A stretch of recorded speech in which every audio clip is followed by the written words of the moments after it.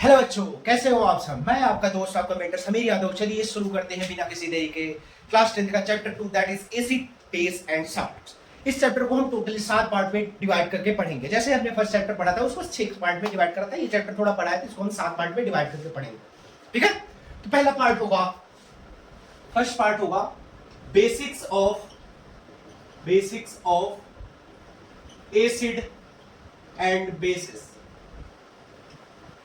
Basics of acid and bases, इसमें हम क्या पढ़ेंगे? एसिड का डेफिनेशन पढ़ेंगे, बेस का डेफिनेशन पढ़ेंगे, एसिड के प्रॉपर्टीज पढ़ेंगे, बेसिस के प्रॉपर्टीज पढ़ेंगे। ठीक है, जैसे फिजिकल प्रॉपर्टीज होती है, केमिकल प्रॉपर्टीज, वो सब हम इसमें डील करेंगे। देन इसके बाद सेकंड पार्ट होगा, उसमें हम पढ़ेंगे इंडिकेटर्स। क्या पढ़ेंगे? इंडिकेटर्स। इंडिकेटर्स क्या होता है? इंडिकेटर्स क्या होता है? कुछ सब्सटेंस होते हैं, तीन तरह के होते हैं, नेचुरल, आर्टिफिशियल एंड ऑल्फैक्टरी। तो ये क्या करता है? हमें बताता है कि ये सब्सटेंस एसिड है या बेस है, बस यही बताएगा। ठीक है, और हमें ये क्वांटिटी नहीं बताता कि कितना, मतलब एसिड कितना ज्यादा है, वो हम अगले टॉपिक में पढ़ेंगे। वो होता है पीएच स्केल। इसलिए कितने टाइप का होता है? 3 टाइप का, नेचुरल, सिंथेटिक एंड ऑल्फैक्टरी। ठीक है, नेचुरल में क्या होगा? ये नेचुरल सोर्सेज से ऑब्टेन किया होता है। सिंथेटिक में क्या होता है? ये केमिकल लैब में हम बनाते हैं। और ऑल्फैक्टरी क्या होता है? इसमें ऐसे सब्सटेंस होते हैं जो कि हम स्मेल के द्वारा पहचानते हैं कि ये एसिड है या नहीं है। एसिड, उसका स्मेल से हम पहचान लेंगे। जैसे ऑनियन होता है, ऑनियन की स्मेल अगर आएगी तो वो एसिड है, अगर नहीं आ रही तो वो बेस है। ठीक है, इसके बाद हम पढ़ेंगे डिफरेंट टाइप्स ऑफ रिएक्शन। क्या पढ़ेंगे? डिफरेंट टाइप्स ऑफ रिएक्शन, जो कि ये पार्ट बहुत इंपॉर्टेंट है आपके लिए। ठीक है, इससे जरूर क्वेश्चन आता है। पहला रिएक्शन होगा रिएक्शंस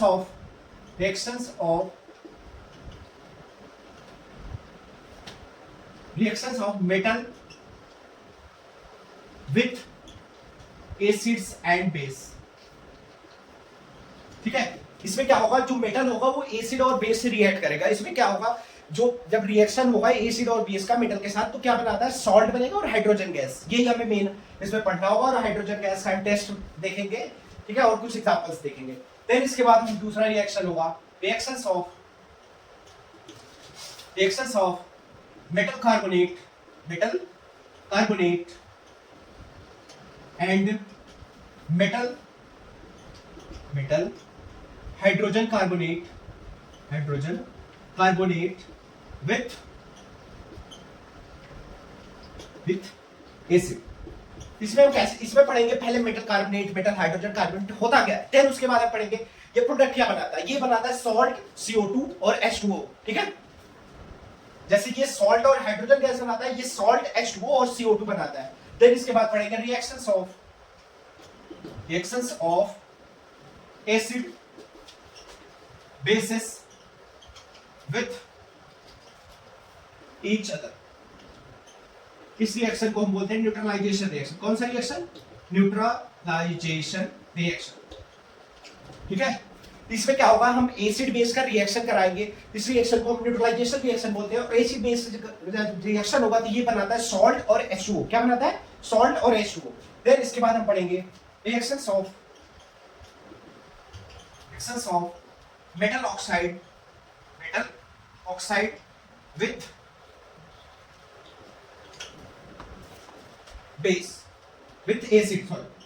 एसिड।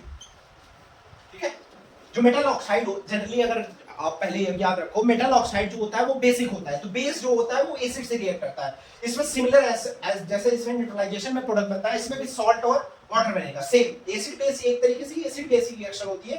लेकिन आप मेटल ऑक्साइड को याद रखो कि ये होता है बेसिक नेचर का। इसी तरीके से जो नेक्स्ट होगा reactions of non metallic oxide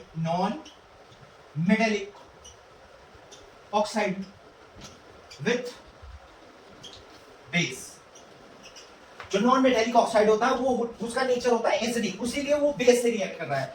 ये सिंपल तीनों एक तरीके से रिएक्शन एसिड और बेस का ही हो रहा है। ठीक है, इसीलिए इसमें भी सॉल्ट और H2O बनेगा, इसमें भी सॉल्ट और H2O, इसमें भी सॉल्ट और H2O। इसमें क्या बनेगा? सॉल्ट, CO2 और H2O। और इसमें क्या बनेगा? सॉल्ट और हाइड्रोजन। यही आपको याद रखना है, मेन स्ट्रक्चर यही है। और जब हम पढ़ेंगे देन हम डिटेल में डील कर लेंगे। ठीक है, देन इसके बाद हम पढ़ेंगे बिहेवियर ऑफ, क्या पढ़ेंगे? बिहेवियर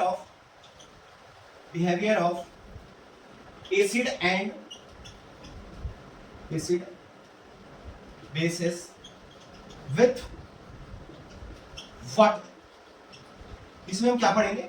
इसमें हम पढ़ेंगे जो एसिड या बेस होगा उसका वाटर के साथ कैसा रिएक्शन होगा। जो वाटर में एसिड जाता है तो H+ में ब्रेक डाउन हो जाता है, और जो मतलब बेस होता है वो OH- में ब्रेक डाउन हो जाता है। तो इसको हम प्रॉपर्ली डील करेंगे अच्छे से, और कंडक्टिविटी ये सब चीजें हम इसमें देखेंगे, ठीक है।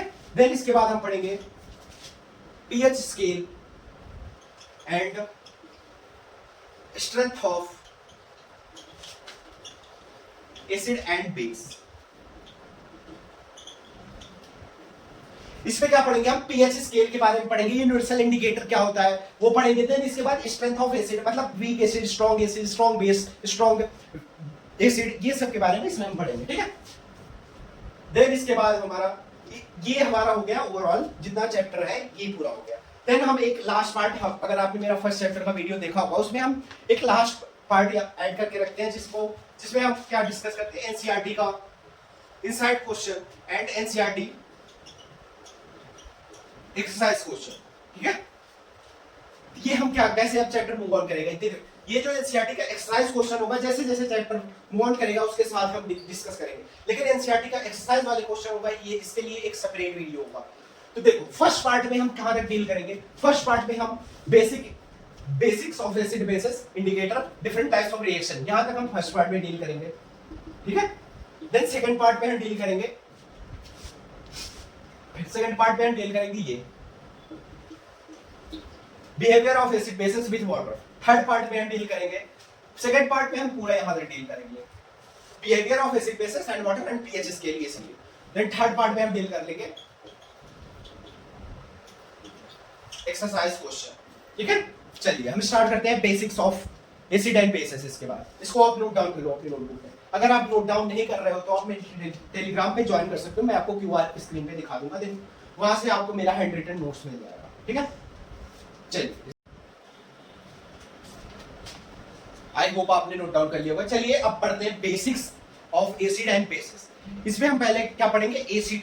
अगर आपको एसिड बोला जाए आपको क्या समझ आ रहा है? एसिड से क्या समझ आ रहा है? एसिड से यही लोगों को जनरली, अगर पढ़ा लिखा इंसान नहीं तो उसे यही समझ आएगा कि एसिड बहुत डेंजरस होता है, चेहरे पे पड़ जाता है, चेहरा खराब हो जाता है, वो भी सीरियस सीखे होते हैं। तो एसिड एक्चुअल में करता क्या है? एसिड का प्रॉपर डेफिनेशन है कि एसिड जो होता है एक्वस में जाके H+ और हाइड्रोनियम आयन में ब्रेक डाउन हो जाता है, जो आपके लिए इंपॉर्टेंट है। आपको ये मतलब बेसिक डेफिनेशन पता होनी चाहिए ना। तो हम चलिए एसिड का डेफिनेशन देखते हैं पहले। एसिड, ठीक है। एसिड क्या है? Acid is a substance that produces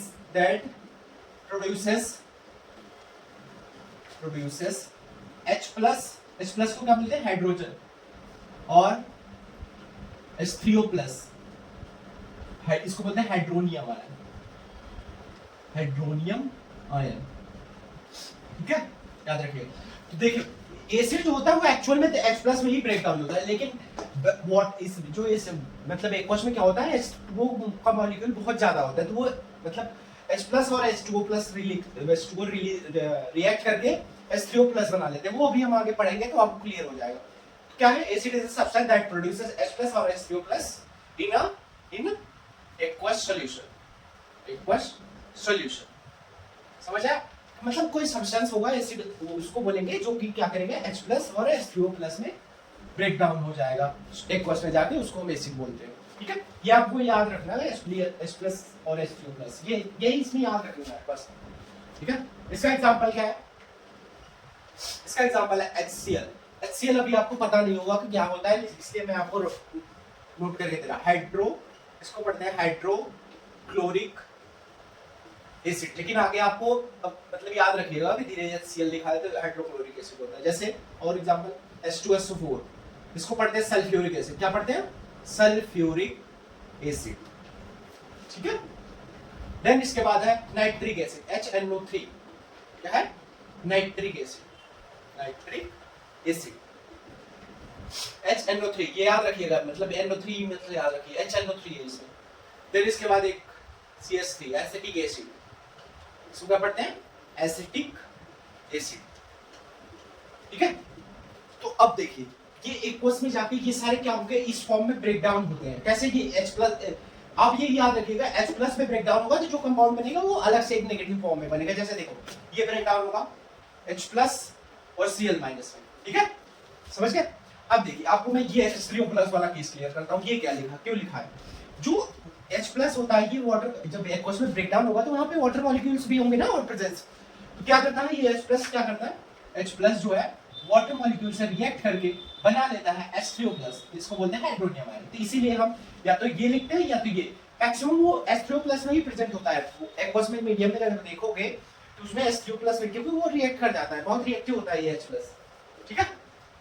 और अभी देखो इसको, ये कैसे ब्रेक डाउन होगा, ये भी H+ और SO4- में, SO4 डाइनेगेटिव, सल्फेट जो होता है डाइनेगेटिव होता है, तो ये इसको बैलेंस करोगे तो यहाँ 2 आएगा ना, इसमें मतलब ज्यादा H+ इसमें release out as compare to this. ऐसे ये भी H+ और NO3 और ठीक है।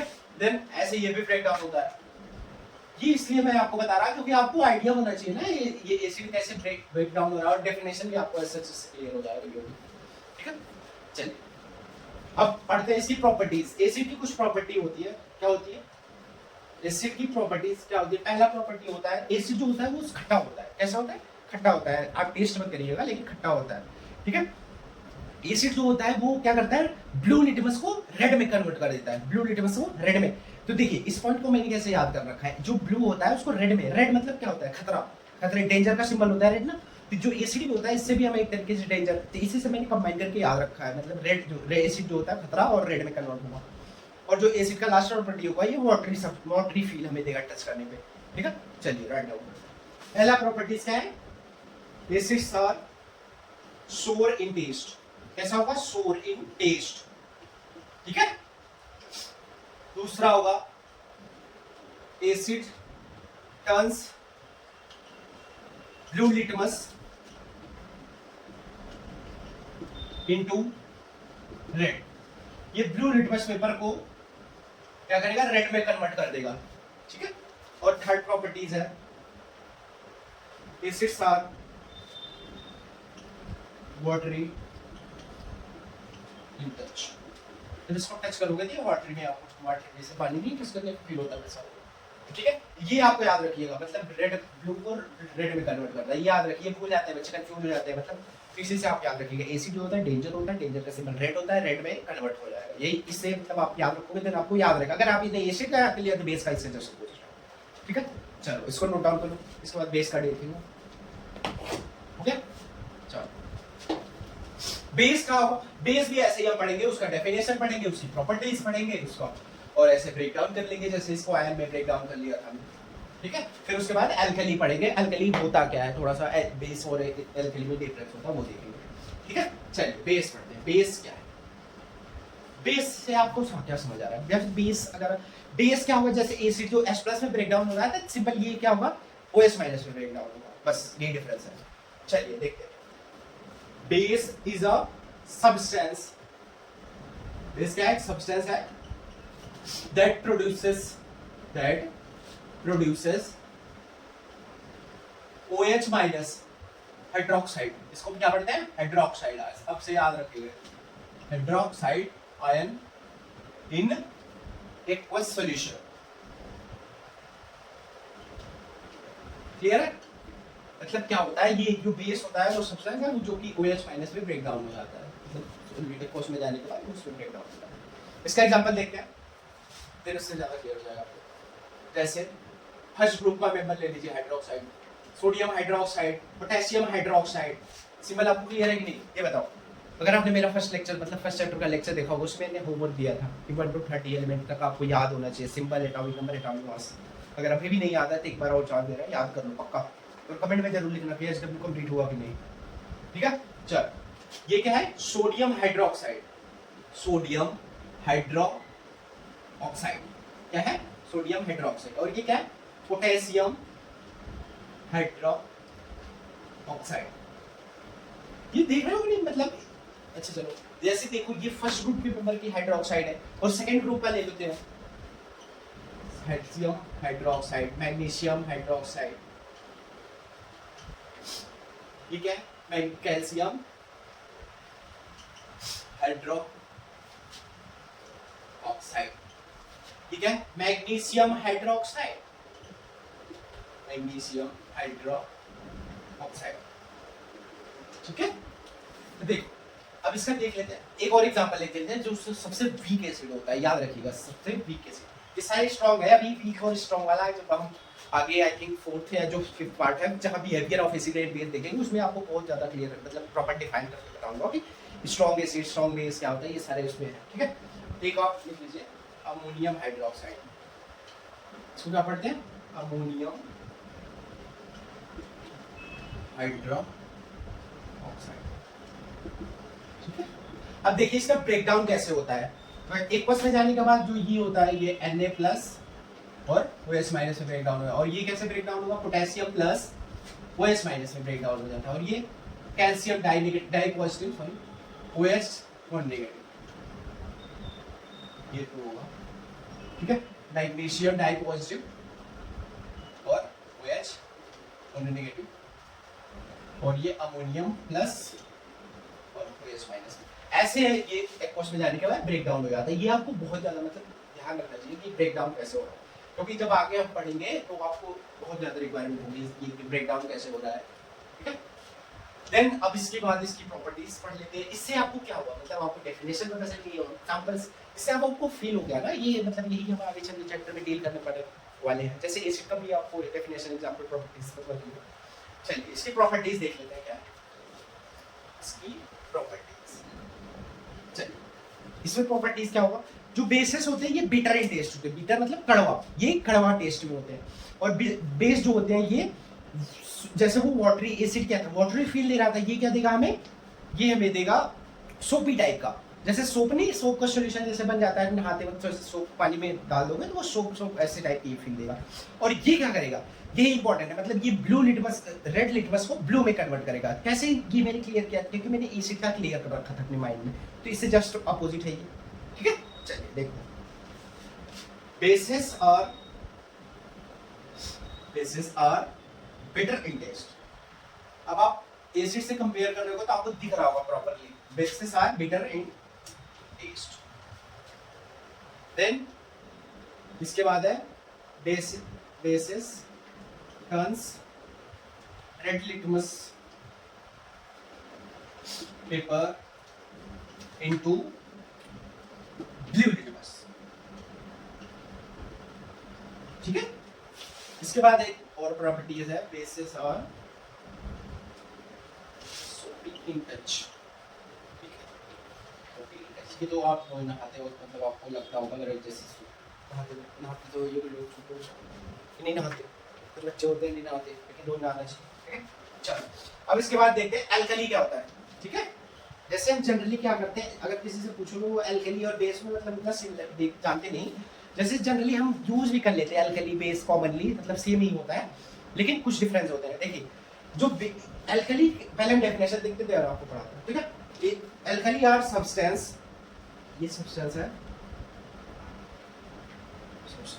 Sorry, alkali are bases which produces OH- in aqueous।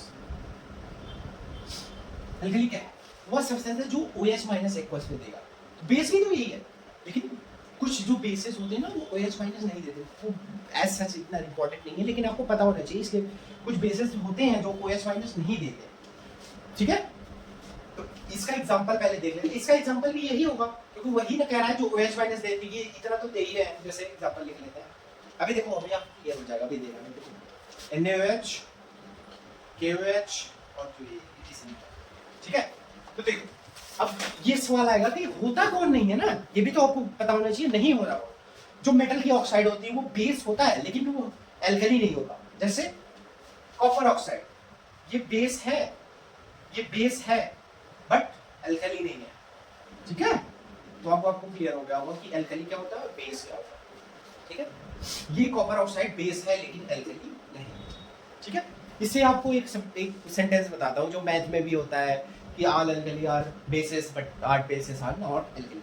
इसका सेंटेंस यहाँ पे फिट बैठेगा, जैसे all alkali are bases but all bases are not alkaline।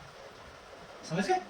मतलब सारे जो अल्कली होंगे वो बेस हो सकते हैं लेकिन सारे बेस अल्कली नहीं हो सकते। बस यही थोड़ा सा डिटेल था बस।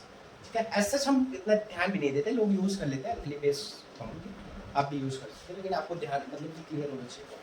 ठीक है, चलिए अब इसके बाद हम चलिए अब पढ़ते हैं जो आपके बुक में इसके बाद एक क्वेश्चन है फर्स्ट पेज अगर आप ओपन करोगे एनसीईआरटी का, जो कि आपको स्क्रीन पे अभी दिख रहा होगा। तो उस क्वेश्चन क्या है, if someone in family is suffering from the problem of acidity after overeating which of the following would you suggest as a remedy. Remedy में क्या कहती है, लेमन जूस कह रहा है, आप उसको लेमन जूस सजेस्ट करोगे, लेमन जूस, उसको लेमन जूस सजेस्ट करोगे या विनेगर या फिर बेकिंग सोडा। ये question as a knowledge purpose के लिए बेकिंग सोडा। ठीक है, ये पूछ रहा है, ये तीनों पूछ रहा है कौन सा उसको सजेस्ट करोगे। तो आप एसिड को एसिड के साथ नहीं दे सकते ना, और एसिडिटी बढ़ जाएगी। तो इसे क्या सजेस्ट करेंगे हम, बेकिंग सोडा को सजेस्ट करेंगे। क्यों सजेस्ट बेकिंग सोडा को सजेस्ट करेंगे, बेकिंग सोडा क्यों, because it is a base which reacts with acid and neutralizes it by performing a neutralization reaction। Neutralization, ये न्यूट्रलाइजेशन रिएक्शन अभी आपके चैप्टर में बहुत मतलब है आगे। ठीक है, न्यूट्रलाइजेशन रिएक्शन इसमें होगा क्या, देखो जो बेकिंग सोडा होता है वो बेस होता है, और जो आपके स्टमक में ओवर मतलब एसिडिटी क्यों हो रही है, क्योंकि उसमें एसिड रिलीज हो रहा है, HCl आपके स्टमक में रिलीज होता है। ठीक है, तो ये क्या होगा इसमें, देखो जो बेस होगा, आपने बेस दिया, वो एसिड के साथ रिएक्ट करके सॉल्ट और वाटर बना लेता है, तो एसिडिटी की प्रॉब्लम सॉल्व हो जाती है। ठीक है, और आपको ये बता देता हूँ एसिडिटी हो क्यों रही है, acidity arises due to over production of HCl। ठीक है, इन स्टमक। ठीक है, समझ गए? चलो बस ये क्वेश्चन मतलब ऐसे आपको बताना था मुझे। चलो फिर इसके बाद हम पढ़ेंगे इंडिकेटर। क्या पढ़ेंगे, इंडिकेटर। इसके बाद हम पढ़ेंगे अब इंडिकेटर। क्या पढ़ेंगे, इंडिकेटर। इंडिकेटर से आप क्या समझ रहे हो, इंडिकेटर क्या करता है, जैसे बाइक में इंडिकेटर होता है, उससे क्या करता है, वो बताता है कि ये इस साइड में टंगना है या उस साइड। तो वैसे यहाँ भी इंडिकेटर होता है, वो बताता है कि जो सॉल्यूशन आपने लिया है वो एसिड है या नहीं है, एसिड है या बेस है, ये बताता है। ठीक है, लेकिन क्वांटिटी नहीं बताता, ये याद रखिएगा, मतलब कितना ज्यादा एसिड है या कम एसिड है ये नहीं बताता इंडिकेटर। इंडिकेटर बस ये बताएगा कि ये एसिड है या बेस है, बस इतना ही बताएगा। लेकिन जो क्वांटिटी कौन सा चीज बताता है वो पीएच स्केल। जब पीएच स्केल पढ़ेंगे, अभी हमारा टॉपिक है पीएच स्केल एंड स्ट्रेंथ, तो उसमें हमको पता चलेगा इस स्ट्रेंथ मतलब कितना ज्यादा एसिड है। ठीक है, ये एक तरीके से लिमिटेशन भी है इंडिकेटर्स का कि ये क्वांटिटी नहीं बता पाता कि कितना ज्यादा एसिड है। ठीक है, चलिए इंडिकेटर पढ़ते हैं। इंडिकेटर, इंडिकेटर क्या है, इंडिकेटर आर सब्सटेंस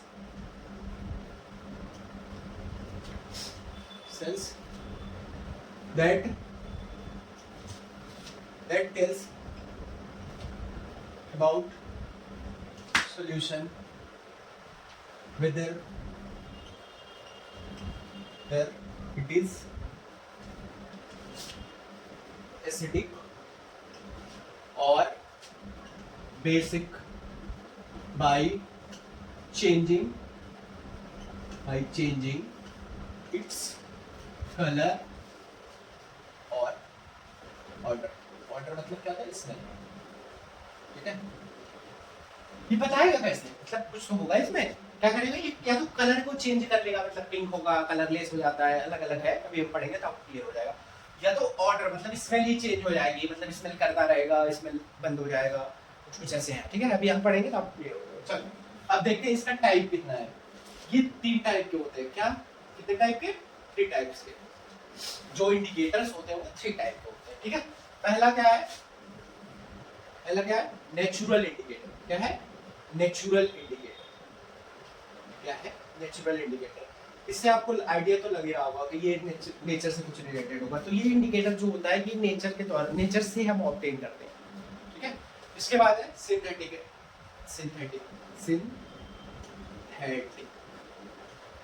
इंडिकेटर। इसको भी आप अगर वर्ड को देखोगे तो इससे इसमें क्या होता है, इसको हम केमिकल लेबोरेटरी में बनाते हैं, मतलब लैब में बनाते हैं केमिकल के द्वारा इस इंडिकेटर को, ठीक है। Then third one is olfactory indicator।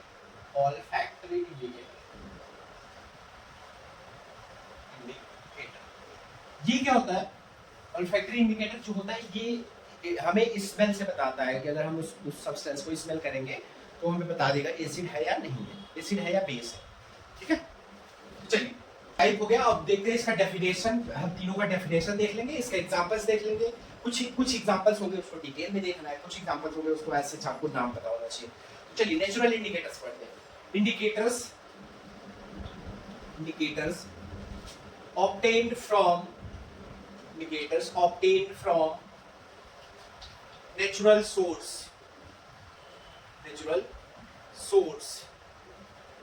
is known as natural indicator। ये आप लिख लीजिए, ठीक है। चलो ये हो गया आपका नेचुरल इंडिकेटर का डेफिनेशन। अब इसका एग्जांपल क्या क्या है? इसका एग्जांपल फर्स्ट है लिटमस पेपर, ये बहुत इंपॉर्टेंट है, litmus paper. Second one is turmeric. Turmeric पता है क्या होता है? हल्दी, turmeric. Third one is red cabbage leaves. ये आपको नाम पता होना चाहिए बस। Petals of flower.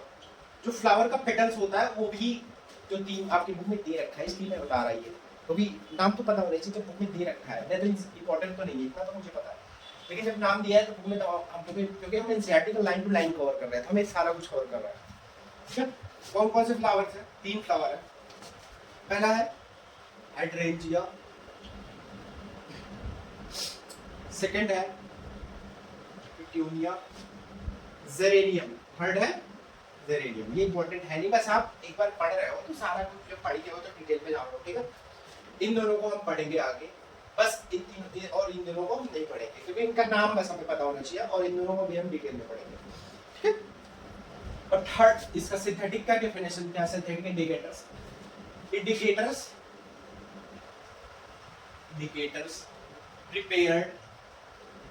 prepared chemically in laboratory is known as synthetic indicator। आप लिख लीजिएगा, सही में लिख दिया, ठीक है। अब इसका एग्जांपल देखिए, इसका एग्जांपल इंपॉर्टेंट है। क्या है? पहला फिनोप्थलीन,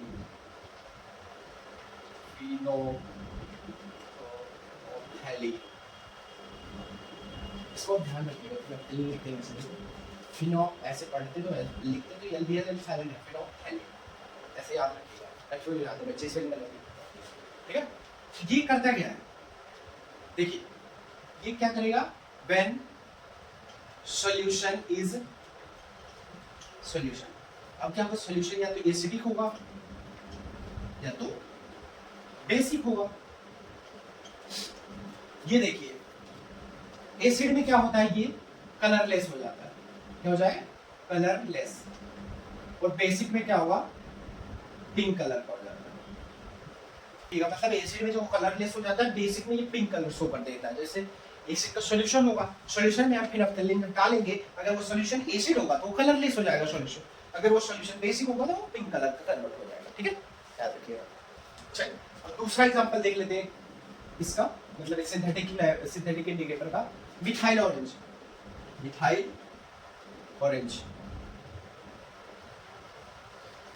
तो देखिए इसमें क्या होगा? व्हेन सॉल्यूशन इज, ये सॉल्यूशन क्या होगा? या तो एसिडिक होगा या बेसिक। एसिड में क्या होगा, मिथाइल ऑरेंज में क्या होता है, एसिड जो अगर एसिड कलर का होगा ऑरेंज कलर हो जाएगा,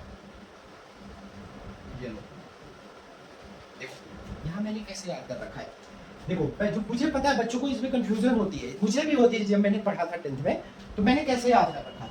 देखो अब जैसे ये फिनोल्फथलीन हो गया, इसका आप सीपी से याद कर लो, जैसे दिल्ली में एक जगह है सीपी कनॉट प्लेस, उससे आप याद कर सकते हो, मतलब सीपी से कनॉट प्लेस, ये कलरलेस पिंक हो जाएगा कि आप अपना एडजस्ट कर लेना कि एसिड में कलरलेस होता है और इसमें पिंक।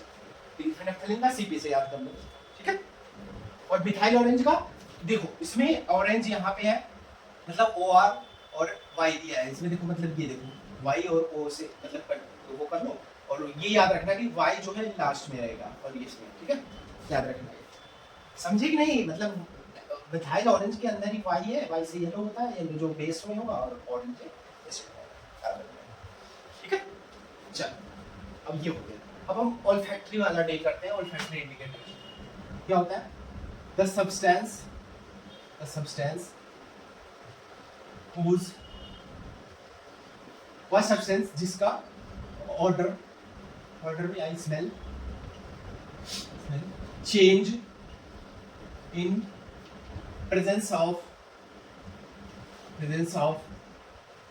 एसिड और बेस, ठीक है, मतलब जो सब्सटेंस होगा वो एसिड या बेस के प्रेजेंस में क्या करेगा, अपना ऑर्डर मतलब स्मेल को चेंज कर लेगा।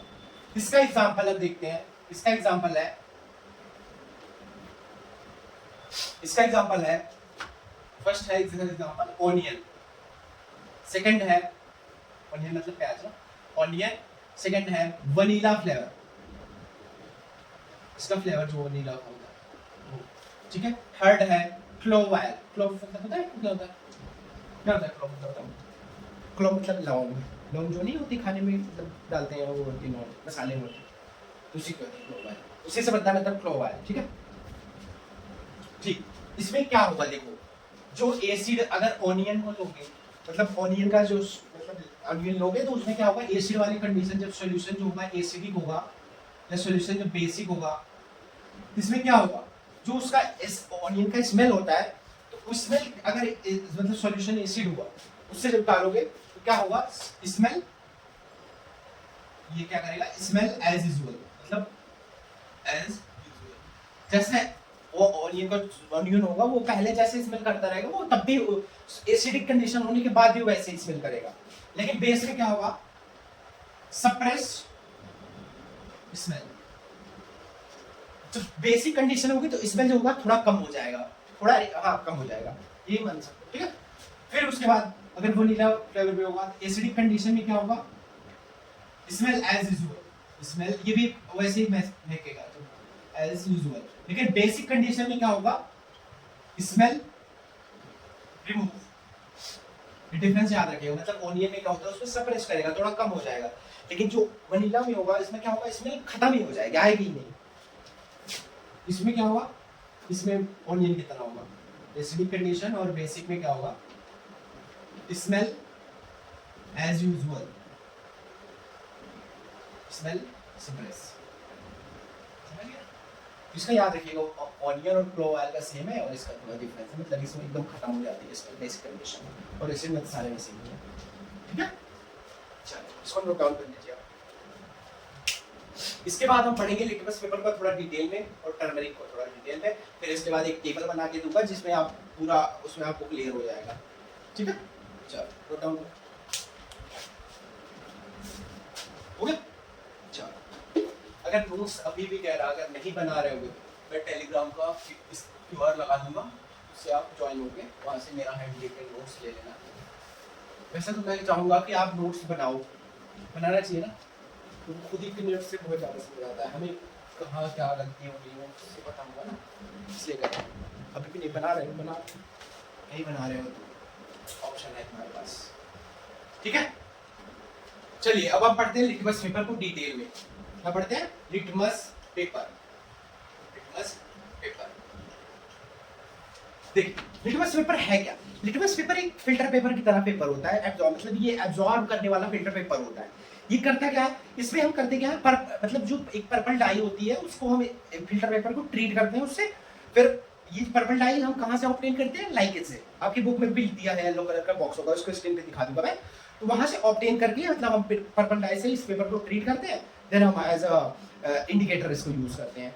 क्या करता है कि एसिड होता है, आपको जैसे मैंने याद करने का ट्रिक दिया है, अगर एसिड होगा तो आप रेड डेंजर सिंबल होता है, मतलब ब्लू से रेड में कन्वर्ट हो जाएगा, और बेस होगा तो रेड से ब्लू में कन्वर्ट होगा। अगर जो सॉल्यूशन है वो ना एसिड है ना बेस है तो क्या होगा उसमें, उसमें ये पर्पल कलर का ही रह जाएगा।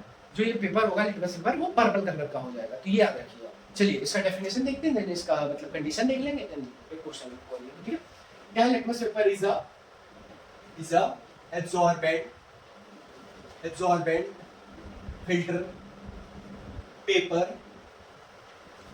filter paper, treated with, इसको किससे ट्रीट करते हैं, treated with, याद रखिए, purple dye which is extracted from, purple dye को एक्सट्रैक्ट कहाँ से करते हैं, which is extracted from lichen। ठीक है, लाइकन से हम ऑब्टेन करते हैं and used as a indicator. ठीक है, ये लिटमस पेपर का डेफिनेशन हो गया फॉर्मूला। मतलब क्या है, एक एब्जॉर्बेंट फिल्टर समझ रहे हो क्या होता है, जैसे हम इसको ऐसे सॉल्यूशन में डालेंगे तो ये एब्जॉर्ब कर लेता है, यही absorbent property. Absorbent filter property paper which is treated with purple dye which is extracted from the lichen, ये याद रखिएगा, and used as a indicator. ठीक है, अब इसका कंडीशन देख लेते हैं। व्हेन सॉल्यूशन इज जो सॉल्यूशन होगा एसिडिक होगा तो क्या होगा, बेसिक होगा तो क्या होगा, अगर नाइदर एसिडिक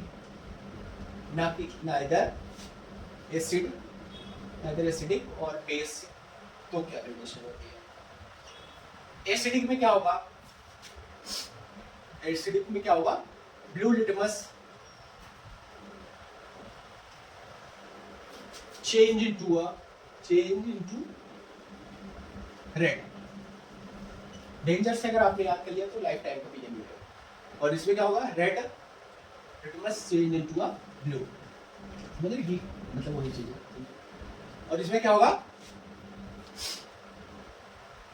ना अगर ना ये एसिड है ना बेस है तो यहाँ क्या इसका क्या होगा, litmus become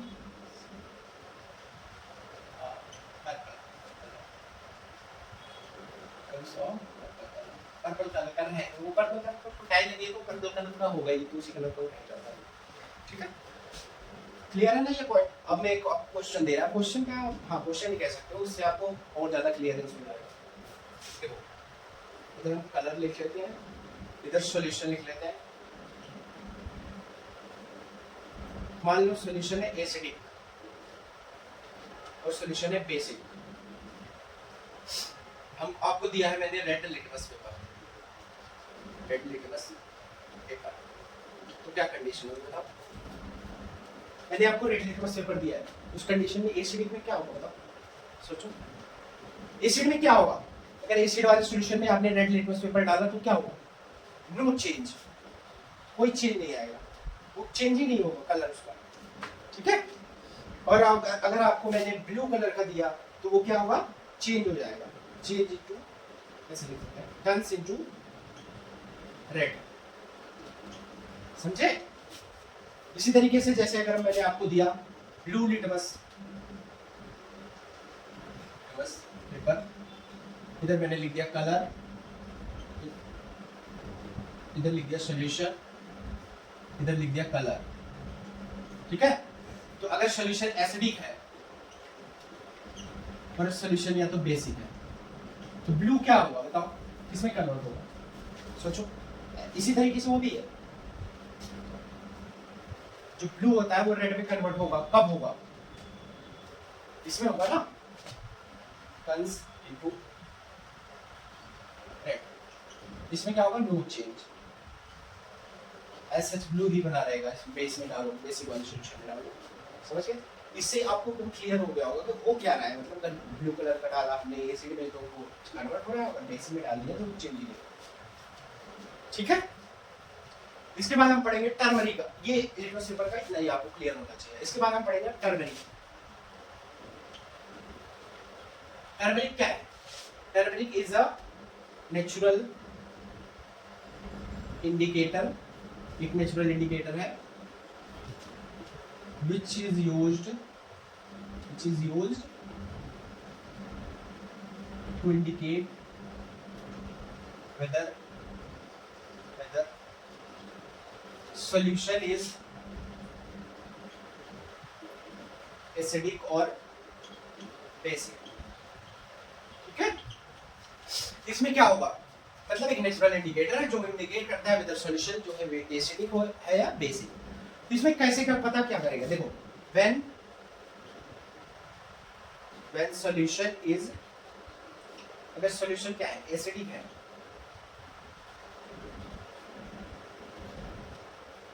when solution is acidic, ये सॉल्यूशन जो है वो बेसिक होगा। एसिडिक वाली क्या कंडीशन होती है इसमें, क्या होगा येलो कलर का, और बेसिक में रेडिश ब्राउन कलर का। किस कलर का? रेडिश ब्राउन कलर का। ठीक है, याद रखिए। चलिए इसको नोट डाउन कर लो। इसके बाद मैं एक आपको टेबल दूंगा, उस टेबल से आपको पूरा क्लियर हो जाएगा इंडिकेटर्स क्या कौन सा किस में कन्वर्ट हो रहा है। वो आई थिंक बहुत इंपॉर्टेंट है बोर्ड के लिए। ठीक है, चलो हो गया नोट डाउन। चलो इसके बाद हम टेबल एक प्रिपेयर करते हैं, उससे हमको क्लियर हो जाएगा कि कौन सा इसमें कन्वर्ट हो रहा है। जैसे देखो टेबल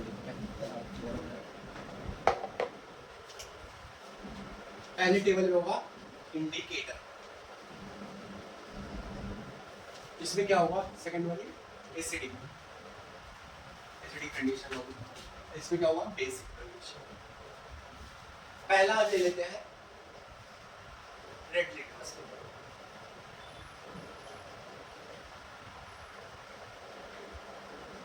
सेकंड ले लेते हैं ब्लू लिटमस पेपर,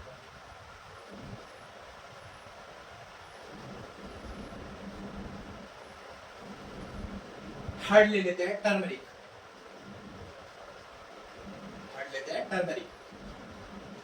फोर्थ हम ले लेते हैं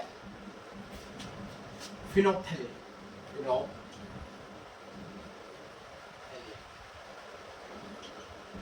फिफ्थ हम ले लेते हैं मिथाइल ऑरेंज,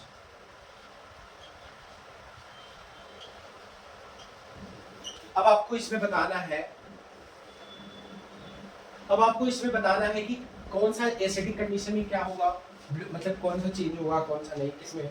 इसको आप एक बार ट्राई करो, स्क्रीन को पॉज करके एक बार ट्राई करो, देखो आपसे हो रहा है।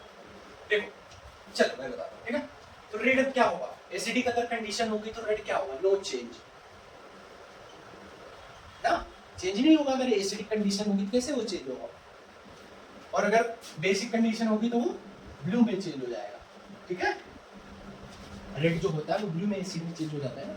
इसी तरीके से ब्लू जो होगा एसिड डालोगे तो क्या होगा, चेंज, रेड में चेंज हो जाएगा। और इसमें क्या होगा, नो चेंज। ठीक है, और टर्मरिक क्या होगा, टर्मरिक एसिड कंडीशन में क्या था बताओ, येलो कलर का रहेगा।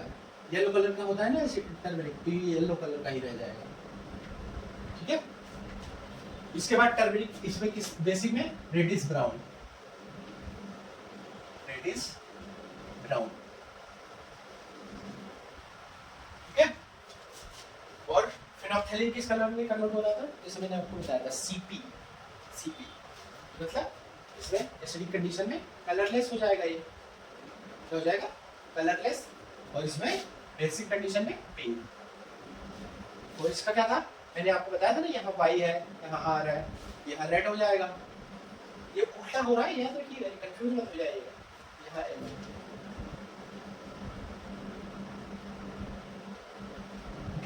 इस टेबल से आई थिंक आपको सारा कुछ क्लियर हो जाएगा। अगर ये टेबल ही आप याद कर लोगे तो इंडिकेटर्स आपको क्लियर है। और फैक्ट्री का खाली आपको पता होना चाहिए, वैसे वो आता नहीं, मतलब एग्जांपल उसका पता होगा। अनियन था, क्या था, अनियन, वनीला और क्लोवर। ठीक है, चलिए इसको नोट डाउन कर लो, ये बहुत इंपॉर्टेंट टेबल है। चलो ठीक है, नोट डाउन करो।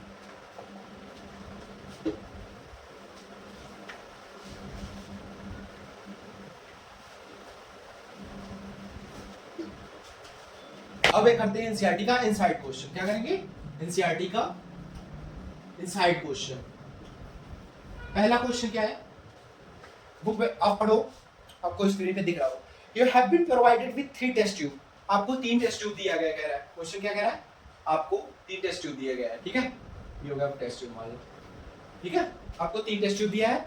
फिर क्या कह रहा है? One of them contain distil water. एक में क्या है? डिस्टिल वाटर है, मान लो इसमें डिस्टिल वाटर है, ठीक है? फिर क्या है? The other two contain an acid solution and the basic solution. और इन दोनों में किसी में एसिड सॉल्यूशन है और किसी में बेसिक सॉल्यूशन है, वो कह रहा है, ठीक है? If you are given one layer red litmus paper, आपको दिया गया है क्या? Red litmus paper.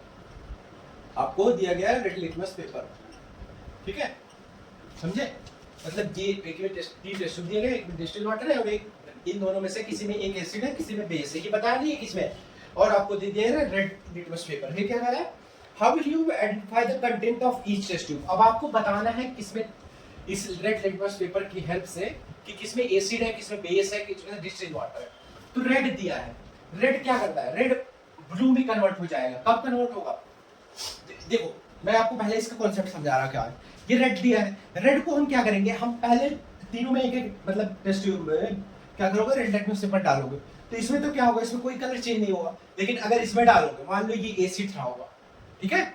ये अगर एसिड होगा तो इसमें कुछ नहीं होगा, नो चेंज आएगा ना। ये ब्लू रेड लिटमस है, तो रेड लिटमस पेपर कोई चेंज नहीं देगा एसिड में। लेकिन अगर मान लो ये बेस है, तो बेस में क्या करेगा? ये रेड लिटमस ब्लू में कन्वर्ट हो जाएगा। तो ब्लू में कन्वर्ट होगा तो ब्लू वाला हम यूज करेंगे, देन इसमें डालोगे तो जब ब्लू वाला डालोगे तो वो बता देगा ना कि ये एसिड है। समझे? देखो पहले क्या करेंगे, इसका स्टेप एक तरीके से, पुट रेड लिटमस पेपर, बस पेपर कॉन्सेप्ट समझे कि नहीं? Litmus paper in all test tube, ठीक है? पहला एक में क्या होगा? डिस्टिल वाटर में तो नो चेंज आएगा, डिस्टिल वाटर में नो चेंज रहेगा। एक तरीके से दो में नो चेंज आएगा, ये खाली कॉन्सेप्ट है। फिर देखो एक में क्या होगा? रेड चेंज इनटू ब्लू में, ब्लू लिटमस, ठीक है? ये क्या होगा? इससे अब क्या समझोगे? जो रेड वाला जिसमें ब्लू में कन्वर्ट हो रहा है, तो ये क्या है? ये बेस है, ठीक है? देन फिर क्या करेंगे? ये जो ब्लू लिटमस कन्वर्ट हुआ है, इसको इस दूसरे वाले टेस्ट ट्यूब में डालोगे तो उसमें क्या होगा? Blue litmus change into a red litmus, फिर वो से वो रेड लिटमस में कन्वर्ट हो जाएगा। तो इससे क्या सिग्निफाई हो रहा है? इससे ये पता चल रहा है कि ये है, ये एसिड हो जाएगा। तो पता चल गया ना तीनों, मतलब डिस्टिल वाटर भी पता चल गया, बेस भी पता चल गया, एसिड भी पता चल गया। समझे? कॉन्सेप्ट समझे कि नहीं? मतलब एक आपको दिया है, पहले रेड दे दिया, रेड को बेस में डालोगे तो वो ब्लू में कन्वर्ट हो गया। तो ब्लू वाला जो हम चेंज हुआ रहेगा उसको यूज कर लो ना, तो उसको जब एसिड में डालोगे तो वो चेंज होकर फिर रेड में हो जाएगा। समझ गए? चलो इसको नोट डाउन करते हैं। पहले दो समझना था, इसमें कॉन्सेप्ट था बस कि अगर बाय द वे भी कैसे ट्रिक वाला ऐसे क्वेश्चन आ गया तो आप डील कैसे करोगे। चलो अब इसके बाद पढ़ेंगे बहुत important topic, reactions, different types of reactions, ठीक है? ये बहुत इंपॉर्टेंट पार्ट है चैप्टर का। इसमें पहला रिएक्शन क्या है? Reaction of metal with acid and bases, ठीक है? आपके एनसीईआरटी में इसकी हेडिंग थोड़ा अलग दी है कि how do metal react with acid and ऐसे करके, तो ऐसे यहाँ पे मुझे नहीं सही लग रहा था इसलिए मैंने चेंज किया हेडिंग को। Reaction of metal with acid and base, कह रहा है मेटल का रिएक्शन हम एसिड और बेस में कराएंगे तो क्या होगा? पहले हम एसिड से डील करेंगे, देन उसके बाद बेस से चलेंगे। पहले एसिड का कर लेते हैं, देन बेस का करेंगे, ठीक है? तो इसमें देखिए होता क्या है, जब एसिड जो है मेटल से रिएक्ट करता है तो सॉल्ट बनता है और हाइड्रोजन गैस। यही मेन कॉन्सेप्ट है। मेन कॉन्सेप्ट यही है कि आपको याद होना चाहिए कि मेटल और एसिड रिएक्ट कर रहा है तो क्या बन रहा है। तो देखो ये बन रहा है मतलब सॉल्ट और हाइड्रोजन गैस। तो आप पहले ये दिमाग में रखो, मेटल और एसिड जब रिएक्ट करेगा तो क्या बनेगा? Salt and hydrogen gas release out होगी, ठीक है?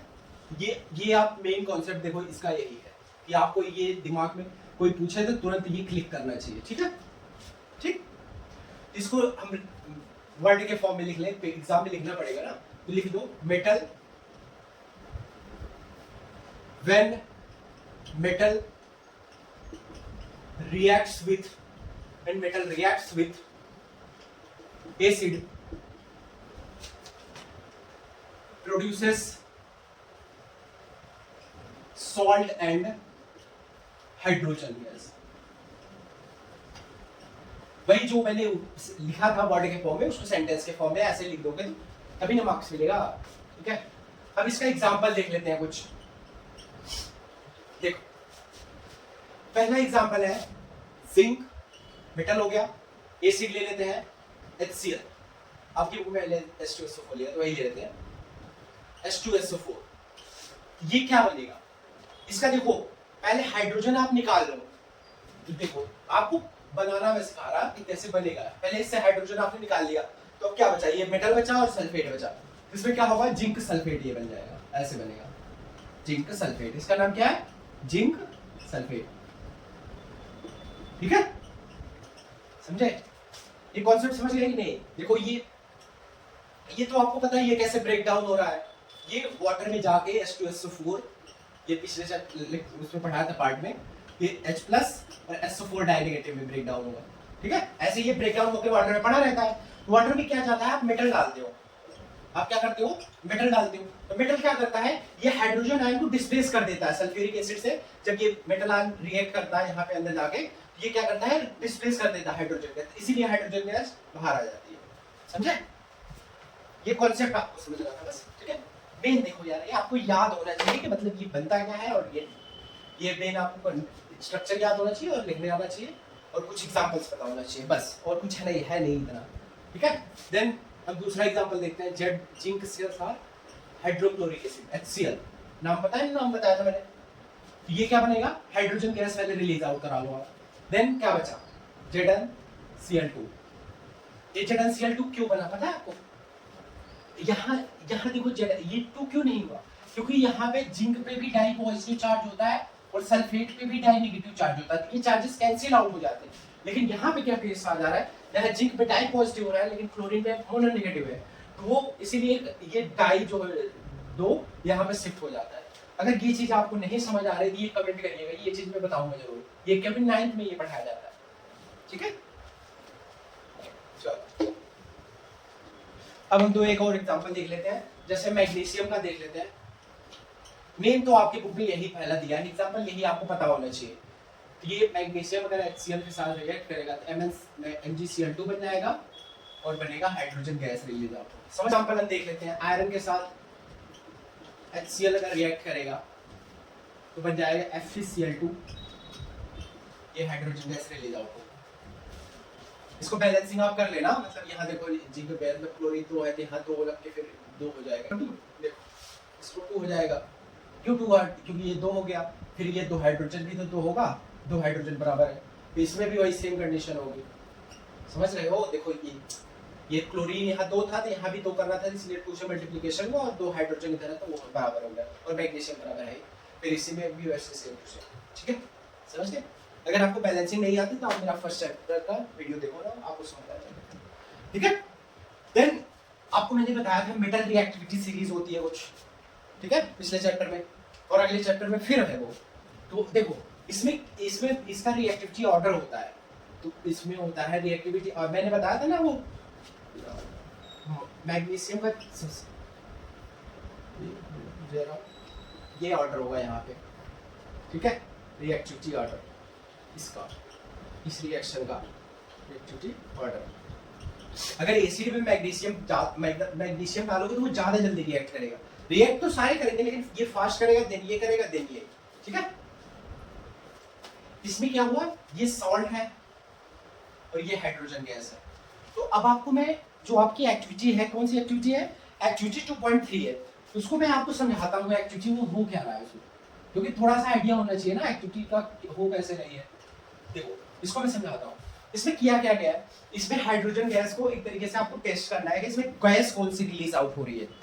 इसमें करते क्या है, पहले आप टेस्ट ट्यूब लेना, टेस्ट ट्यूब में क्या करना है, सल्फ्यूरिक एसिड डालना है। कौन सी एसिड, सल्फ्यूरिक एसिड, या कोई भी एक एसिड इसमें उठा के डाल दोगे। कौन सी एसिड, सल्फ्यूरिक एसिड डाल दो। फिर क्या डालोगे, फिर एक मेटल उठा के डाल दोगे। ठीक है, इसमें मान लो सल्फ्यूरिक एसिड भरा पड़ा है, फिर आपने डाला मेटल, मान लो जिंक डाल दिया, जिंक ना, ओ सॉरी जिंक H2SO4 डाल दिया, ठीक है, ठीक। फिर क्या करोगे, इस टेस्ट ट्यूब को यहाँ से एक डिलीवरी ट्यूब लगाओगे इसमें से, ये क्या है, इसको क्या बोलते हैं, आपकी बुक में भी दिया है ये डिलीवरी ट्यूब, ठीक है, डिलीवरी ट्यूब।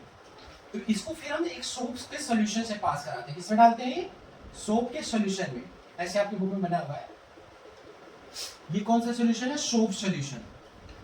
देखो इसमें सोप सॉल्यूशन में ही क्यों डाल, क्योंकि जो ये हाइड्रोजन गैस होता है ना H2, ये बहुत ही अनरिएक्ट मतलब स्टेबल नहीं होता, ठीक है, और ये वाटर से रिएक्ट भी नहीं करता, इसीलिए हम इसमें सोप सॉल्यूशन डालते हैं। तो सोप सॉल्यूशन क्या करता है, सोप सॉल्यूशन क्या करता है, हाइड्रोजन गैस को ऐसे लेयर बना लेता है, लेयर के अंदर आ जाती है, ठीक है।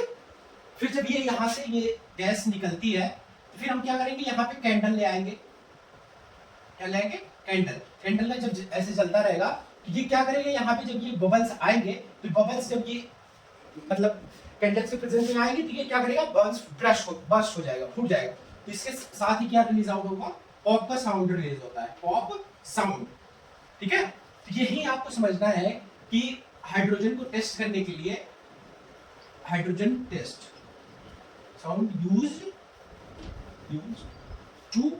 For hydrogen test. तो ये आपको याद होना चाहिए कि कौन सा टेस्ट हम करते हैं हाइड्रोजन टेस्ट को, हाइड्रोजन को टेस्ट करने के लिए पॉप साउंड, इस टेस्ट का नाम ही है कि पॉप साउंड टेस्ट, ठीक है। ये आपने एक्टिविटी समझ ली और आपको ये पता, ये नाम पता होना चाहिए, पॉप साउंड टेस्ट हम करते हैं हाइड्रोजन को टेस्ट करने के लिए, ठीक है। चलो बस इसमें अब यही है, मतलब मेटल एसिड वाले में इतना ही इसका आपको समझना था ये, ठीक। अब हम बेस पे मूव करते हैं, इस पे बेस में भी सेम केस होगा, बेस में भी क्या होगा, देखो बेस में क्या होगा, बेस में भी सॉल्ट और हाइड्रोजन गैस रिलीज आउट होती है, सेम जैसे इसमें होता है उसमें भी वही होगा, सेम उसमें भी यही काम करेंगे कि ऐसे टेस्ट ट्यूब लेंगे, उसमें यहाँ बेस डाल देंगे और ये मेटल रहेगा, मेटल के फिर ऐसे टेस्ट कराएंगे, उसमें भी पॉप साउंड टेस्ट करेंगे कि हाइड्रोजन रिलीज आउट हो रहा है कि नहीं, अगर रिलीज आउट होगा तो यहाँ पॉप साउंड क्रिएट होगा, ठीक है। इसमें क्या करते हैं, इसका भी ऐसे स्ट्रक्चर लिख लो, मेटल प्लस बेस सॉल्ट बनेगा plus hydrogen gas release out होगी, ठीक है। ये स्ट्रक्चर आप ध्यान में रखना दिमाग में, ठीक है। अभी जब सारे रिएक्शंस हो जाएंगे मैं सारे का एक साथ करके आपको टेबल दे दूंगा, वो आप एट द एंड आप एक नोटबुक में लिख लेना उसको अच्छे से, ठीक है। इसका एग्जांपल हम देख लेते हैं, इसका ये सेंटेंस लिख लेते हैं, when metal reacts with base produces salt and, इसका जो एग्जांपल है बहुत इंपॉर्टेंट है, बेस वाले का हाइड्रोजन गैस, ठीक है। तो देखो इसका एग्जांपल हो गया, दो एग्जांपल है, एक एग्जांपल इसका बहुत है क्योंकि इसका जो एग्जांपल है ना वो आपकी बुक में लिखा हुआ है, लेकिन इसका एग्जांपल डायरेक्ट आपकी बुक में लिखा नहीं हुआ है, इसका खाली जैसे उस सेंटेंस में बता दिया है कि वैसे पढ़ रहा है, लेकिन इस वाले का एग्जांपल आपकी बुक में लिखा हुआ है, इसलिए वो ज्यादा इंपॉर्टेंट हो जाता है। क्या जिंक मेटल रिएक्ट करेगा सोडियम हाइड्रोक्साइड, ये बेस है ना एक, आपको पता होगा आपको। तो इसमें क्या कंपाउंड बनता है, इसमें भी वही सेम कंपाउंड हाइड्रोजन बनेगा और इसमें बनेगा ये कंपाउंड बनता है सोडियम जिंकेट Na2ZnO2, ये कंपाउंड का याद, इस फॉर्मूला भी याद रखिएगा और नाम भी, ये बहुत इंपॉर्टेंट है। इसका नाम है सोडियम जिंकेट, क्या नाम है, सोडियम जिंकेट, क्या नाम है, सोडियम जिंकेट, ठीक है। इसी तरीके से एक एग्जांपल और है, ये आपकी बुक में नहीं है लेकिन ये आ जाता है एग्जाम में, एल्युमिनियम है, ये रिएक्ट करेगा आपके सोडियम हाइड्रोक्साइड बेस से, ये बनाएगा हाइड्रोजन गैस और बनाएगा एल्युमिनियम, क्या बनाएगा, सोडियम एल्युमिनियम O2। तो देखो यही इंपॉर्टेंट था, ये स्ट्रक्चर आपको पता होना चाहिए दोनों का, और ये एग्जांपल्स आपको पता होना चाहिए, और ये कौन सा साउंड मतलब टेस्ट करते हैं कि हाइड्रोजन गैस को आइडेंटिफाई करने के लिए, कौन सा टेस्ट, पॉप साउंड टेस्ट, ठीक है। चलो अब हम पढ़ेंगे, नोट डाउन कर लो इसको, अगर नोट डाउन नहीं कर रहे हो तो मैं QR लगा दूंगा, उसको आप वहां से नोट्स ले लेना, ठीक है। वैसे नोट्स बनाना चाहिए आपको, बाकी आपकी मर्जी। अब हम पढ़ेंगे मेटल कार्बोनेट और मेटल हाइड्रोजन कार्बोनेट का रिएक्शन विथ एसिड। क्या पढ़ेंगे? मेटल कार्बोनेट और मेटल हाइड्रोजन कार्बोनेट का रिएक्शन विथ एसिड। ठीक है, देखो क्या पढ़ेंगे? Reaction of metal carbonate, reaction of metal carbonate and metal hydrogen carbonate with acid. ठीक है, मतलब मेटल कार्बोनेट और मेटल हाइड्रोजन कार्बोनेट का रिएक्शन हम पढ़ेंगे विथ एसिड। इसमें दोनों में क्या मतलब प्रोडक्ट, आपको वही अब प्रोडक्ट याद होना चाहिए ना, बन क्या रहा है। तो इसमें क्या होता है, मेटल कार्बोनेट या मेटल हाइड्रोजन कार्बोनेट रिएक्ट करता है तो ये बनाता है सॉल्ट, CO2 और H2। ठीक है, पिछले में क्या था, मेटल और एसिड या बेस रिएक्ट कर रहे थे, क्या बना रहा था, सॉल्ट और हाइड्रोजन। और इसमें क्या है, सॉल्ट, CO2 और H2। स्ट्रक्चर इसका लिख लेते हैं, मेटल कार्बोनेट या मेटल हाइड्रोजन कार्बोनेट। यही मेन है, आपको पता होना चाहिए कि रिएक्ट करके बना क्या है, बनाएगा क्या, सॉल्ट बनाएगा, CO2 बनाएगा और H2। ठीक है, ये सबसे इंपॉर्टेंट पार्ट है हर मतलब रिएक्शन का, आपको यही चीज पता होनी चाहिए स्ट्रक्चर की वो बनाएगा क्या। ठीक है, तो अब हमको ये मेटल कार्बोनेट और metal hydrogen carbonate I think आपको नहीं पता होगा, तो मैं बताता हूँ। पहले हम इसको डिफाइन कर लेते हैं क्या होता है मेटल हाइड्रोजन कार्बोनेट और मेटल कार्बोनेट। पहले हम मेटल कार्बोनेट देख लेते हैं, क्या देखेंगे, मेटल कार्बोनेट और मेटल हाइड्रोजन कार्बोनेट। ठीक है, ये हमें एटलीस्ट पता तो होना चाहिए कि क्या होता क्या है, डेफिनेशन आई थिंक पता होना चाहिए। चलो इसका डेफिनेशन देखते हैं। मेटल कार्बोनेट्स आर कंपाउंड, ये कंपाउंड होता है, कंपाउंड्स दैट कंटेन्स मेटल, जो क्या कंटेन कर, metal and carbonate ion. Carbonate का फॉर्मूला होता है CO3 डाइनेगेटिव। ठीक है, ये क्या कह रहा है, जो मेटल कार्बोनेट होगा उसके पास एक मेटल होगा और एक कार्बोनेट आयन होगा, वही कंबाइन करके मेटल कार्बोनेट बना लेते हैं। ठीक है, इसका हम एग्जांपल देख लेते हैं। इसका एग्जांपल होता है सोडियम कार्बोनेट और कैल्शियम कार्बोनेट। क्या एग्जांपल है, सोडियम कार्बोनेट और कैल्शियम कार्बोनेट, इसका एग्जांपल होता है। ठीक है, इसी तरीके से ये हो गया, ये भी सेम ही ऐसे।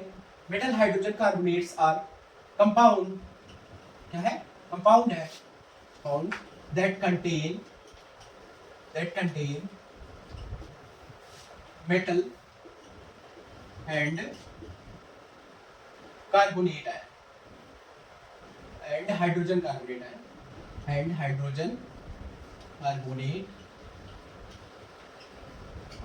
जो हाइड्रोजन कार्बोनेट का सिंबल होगा ये होगा HCO3 मोनो नेगेटिव, उसमें मोनो नेगेटिव होता है। ठीक है, इसका एग्जांपल है sodium hydrogen carbonate and potassium hydrogen carbonate.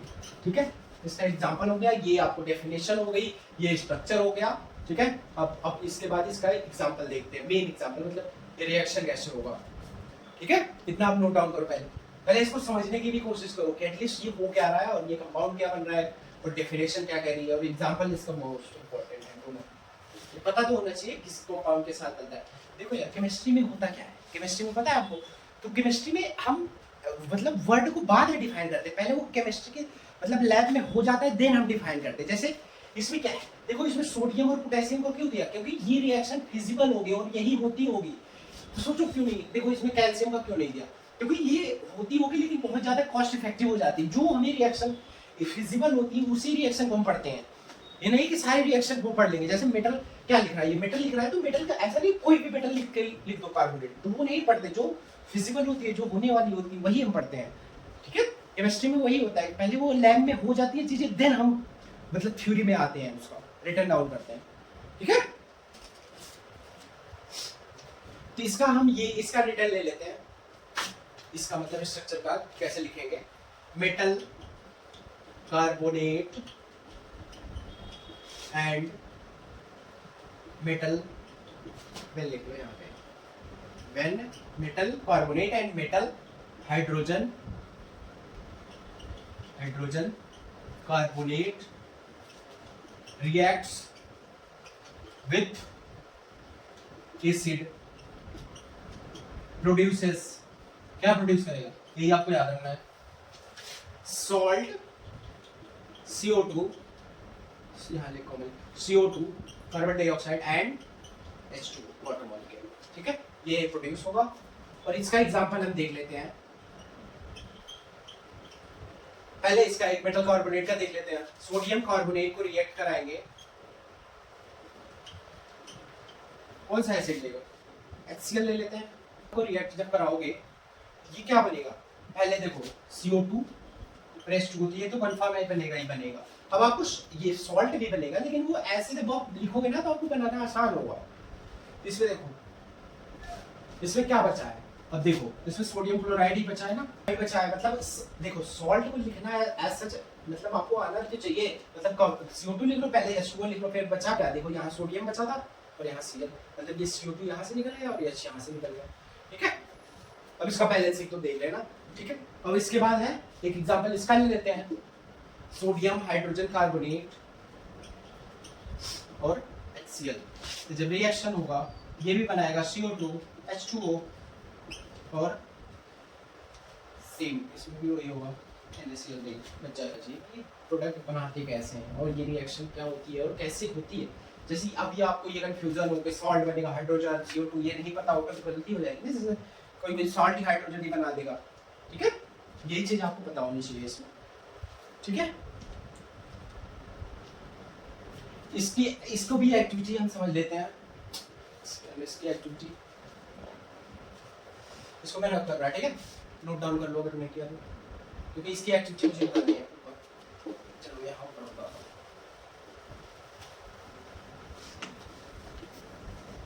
समझ आ रहा है, इजी बात तो है ये।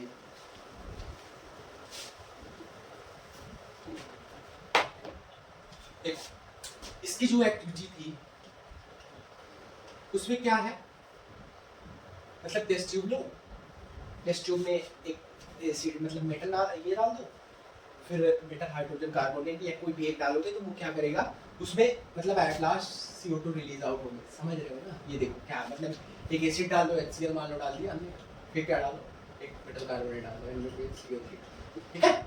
तो क्या होगा फिर, ये डिलीवरी ट्यूब से मतलब आप इससे गैस निकालो, गैस को क्या करो लाइम वाटर से पास करा दो, इससे लाइम वाटर या इसी को बोलते हैं क्विक लाइम, क्या बोलते हैं क्विक लाइम। कंस्ट्रक्टर का याद आ रहा है कुछ, quick lime, slide lime, limestone, अगर आपने फर्स्ट चैप्टर पढ़ा होगा तो याद आ रहा होगा आपको। ये क्या करते हैं लाइम वाटर से पास करा देते हैं, इसका फार्मूला होता है कैल्शियम हाइड्रोक्साइड। ये तो क्या करता है, ये जब ये गैस इसमें से तो CO2 आ रही है, तो CO2 का रिएक्शन जब होता है, CO2 when reacts with calcium hydroxide, ये क्या बनाएगा पता है आपको, अगर आपने फर्स्ट चैप्टर पढ़ा होगा तो आपको याद होगा ये क्या है, बताओ, कमेंट करना जरूर इसको बिना देखे। क्या बना है, कैल्शियम कार्बोनेट बनता है, ठीक है, कैल्शियम कार्बोनेट और वाटर यहाँ पे बनेगा। ये इस रिएक्शन में होगा क्या, जब ये देखो ये बन गया, फिर हम इसको अगर एक तरीके सेंटेंस में लिखना चाहें तो लिखेंगे when CO2 is ये लाइन ये when passed CO2 passed with lime water then it becomes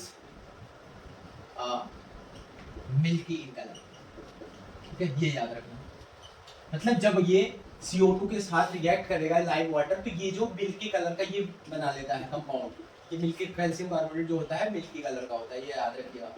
पूछ लेगा कि CO2 को जब हम इक्विवेलेंट से रिएक्ट कराते हैं तो किस कलर का कंपाउंड बनता है, किस कलर का बनेगा, ये मिल्की कलर का बनेगा। वो जो मतलब ये बीकर होगा उसमें मिल्की कलर का आपको देखने को मिलेगा, ठीक है।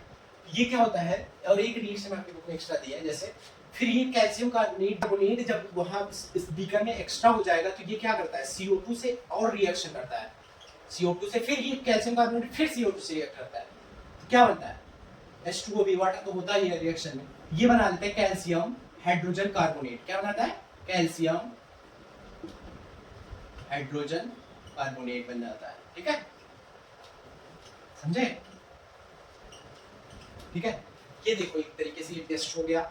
ये किसी के साथ, दोनों के साथ कर सकते हो, मतलब मेटल हाइड्रोजन कार्बोनेट और मेटल कार्बोनेट के साथ भी, दोनों के साथ ये टेस्ट करके हम आइडेंटिफाई कर लेते हैं कि CO2 जो है गैस निकली थी। कौन सी गैस निकलती है, CO2 गैस, याद रखना है। ठीक है, इसमें से रिलीज आउट कौन सी गैस हो रही है, CO2। और यहाँ पे कौन सा है, क्विकलाइम, ये क्विकलाइम यहाँ पे पड़ा हुआ। ठीक है, बस ये था इसमें।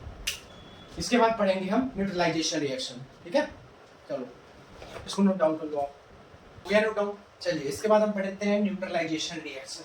न्यूट्रलाइजेशन रिएक्शन क्या होता है, मतलब एसिड और बेस का रिएक्शन होता है, उसी रिएक्शन को हम न्यूट्रलाइजेशन रिएक्शन कहते हैं। जैसे इसमें सॉल्ट CO2 और H2O बन रहा है, तो उसमें भी बनता है सॉल्ट और H2O। इसमें क्या बन रहा है, इसमें तीन चीज बन रही है ना। जैसे पहले वाले में क्या था, सॉल्ट और हाइड्रोजन बन रहा था, एसिड और बेस का जो मेटल था उसमें सॉल्ट और हाइड्रोजन था। इसमें दूसरे वाले में क्या था, मेटल कार्बोनेट और मेटल हाइड्रोजन, उसमें सॉल्ट CO2 और H2O था। और थर्ड जो है रिएक्शन ऑफ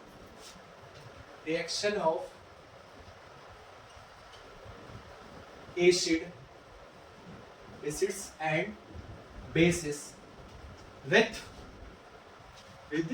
each other, मतलब आपस में रिएक्ट करेंगे। ठीक है,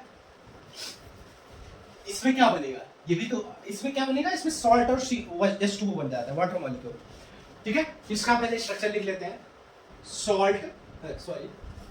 एसिड प्लस बेस क्या बनेगा, सॉल्ट बनेगा और H2O। ये स्ट्रक्चर ही मेन है, सारे रिएक्शन, सारे जितने रिएक्शन मैंने बताया सारे का आपको स्ट्रक्चर याद होना चाहिए। अभी मैं एक लास्ट में टेबल भी बना के दूंगा। ठीक है, तो देखो अब इसमें हम न्यूट्रलाइजेशन रिएक्शन क्या होती है, न्यूट्रलाइजेशन रिएक्शन नथिंग यही होती है, मतलब न्यूट्रलाइजेशन इंपॉर्टेंट है, याद रखिए बोर्ड में एग्जाम में भी, मतलब यूनिट कैसे होता है। The reaction in which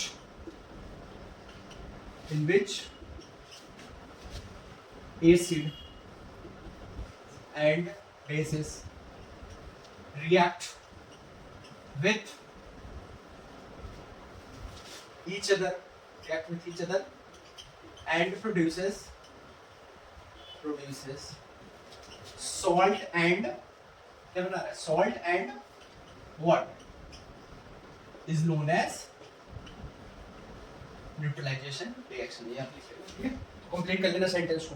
ठीक है, समझे, मतलब क्या है, वह रिएक्शन जिसमें एसिड और बेस आपस में रिएक्ट करते हैं, क्या बनाते हैं, सॉल्ट और H2O, उसी रिएक्शन को हम न्यूट्रलाइजेशन रिएक्शन कहते हैं। ठीक है, समझ गए। अब इसका एग्जांपल लिख लेते हैं। जैसे एसिड ले लो HCl और बेस ले लो NaOH, सोडियम हाइड्रोक्साइड, ये बनाएगा H2O, ये तो कंफर्म हो गया। फिर सॉल्ट बना लो, कैसे बनेगा, देखो Na और Cl, NaCl। समझ गए, समझे नहीं समझे? ये जो एसिड बेस का रिएक्शन होता है, ये जनरली ये है एक्सोथर्मिक रिएक्शन होता है। कौन सा reaction, exothermic reaction, exothermic reaction होता है। एक्सोथर्मिक रिएक्शन अगर आपने पिछले चैप्टर पढ़ा होगा तो उसमें आपको मैंने बताया था, या तो कहीं भी बुक से पढ़ा होगा। तो एक्सोथर्मिक रिएक्शन क्या होती है, वो रिएक्शन जो सराउंडिंग में हीट रिलीज करती है, उसी रिएक्शन को हम एक्सोथर्मिक रिएक्शन करते हैं। तो इसमें क्या होगा, जब ये मतलब एक्टिविटी आपको समझाता हूँ, इसकी वैल्यू क्या है एक तरीके से सकता हूँ, आप समझ जाओगे। क्या होता है, इसमें टेस्ट ट्यूब लोगे, टेस्ट ट्यूब में क्या करोगे, एसिड डालोगे, एसिड डाल दिया हमने और NaOH डाल दिया। ठीक है, क्या होगा, ये जो मतलब ये रिएक्शन होने के बाद क्या होगा, यहाँ पे इसका अगर टेस्ट ट्यूब को टच करोगे तो ये हीट होगा थोड़ा सा। ठीक है, क्योंकि एक्सोथर्मिक रिएक्शन होगी, इसलिए टेम्परेचर इंक्रीज हो जाएगा। ठीक है, और इसका मैकेनिज्म हम देखना चाहें, अगर ये इंपॉर्टेंट है नहीं लेकिन मैं बता दे रहा हूँ आपको, ये बुक में तो है नहीं लेकिन थोड़ा सा जान लो क्या होगा। तो इसमें होता क्या है एक्चुअल में, मतलब जब ये रिएक्शन हो क्या ऐसे रही है, देखो क्या होता है, एसिड जो होता है ये तो आपको पता ही है, स्टार्टिंग में मैंने बता दिया था, ऐसे ब्रेक डाउन हो गया। और NaOH क्या है, NaOH भी ऐसे ब्रेक डाउन हो गया, Na+OH-। इसमें क्या हुआ, देखो ये जो प्लस माइनस वाला था ये एक कंपाउंड बन गया।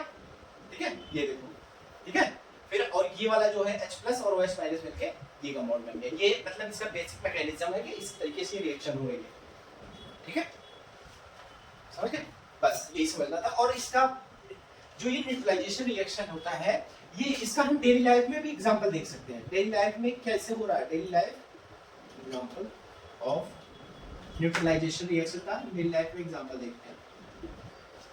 रिएक्शन पहला हम देखते हैं एंटासिड। एंटासिड पता है आपको क्या होता है, नाम सुना है कभी?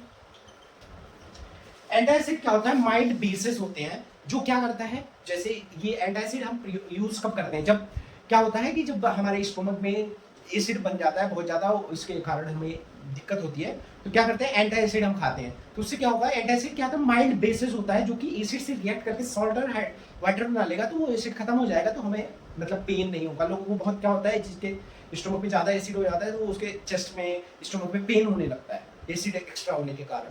तो हम उसके लिए क्या यूज करते हैं, एंटासिड। तो एंटासिड है क्या, तो ये क्या हुआ समझे, मतलब ये न्यूट्रलाइजेशन रिएक्शन का हम एक तरीके से अपनी डेली लाइफ में भी यूज कर रहे हैं ना। वह जो माइल्ड एंटासिड दे रहे हैं वो क्या कर रहा है, वो बेस एसिड के साथ रिएक्ट करके न्यूट्रलाइज कर दे रहा है, समझे?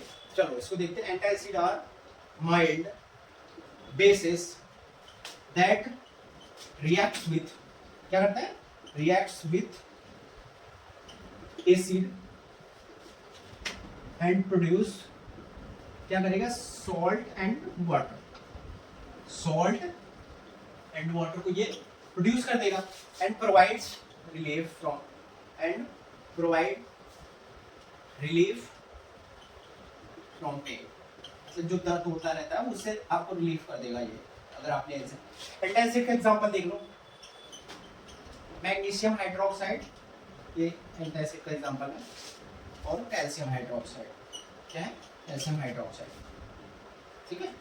और मैग्नीशियम हाइड्रोक्साइड को हम बोलते हैं मिल्क ऑफ मैग्नीशिया, इसका कॉमन नेम है मिल्क ऑफ मैग्नीशिया, याद रखिएगा, आपके बुक में दिया है इसलिए, ठीक है। अगर डायरेक्ट ऐसे एग्जाम में आ जाए तो मिल्क ऑफ मैग्नीशिया का फॉर्मूला लिखो तो आपको Mg का हाइड्रोक्साइड पता होना चाहिए, ठीक है। चलो अब सेकंड हम देख लेते हैं।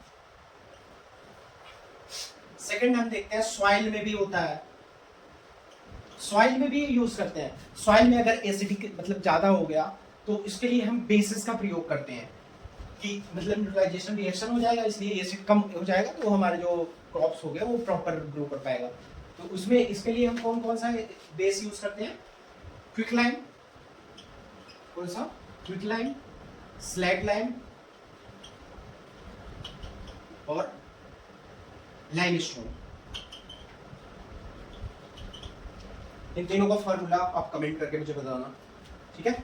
इन तीनों का फार्मूला मैंने सारा बता रखा है, ये दोनों का तो अभी बताया, आई थिंक पीछे ही था, और इन तीन इसका तो फर्स्ट चैप्टर में बता रखा है। चलो इसका मैं बता देता, इसका है कैल्शियम कार्बोनेट फार्मूला, ठीक है। और इन दोनों का तो आपको बताना पड़ेगा, कमेंट करके इसको जरूर बताइए, ठीक है।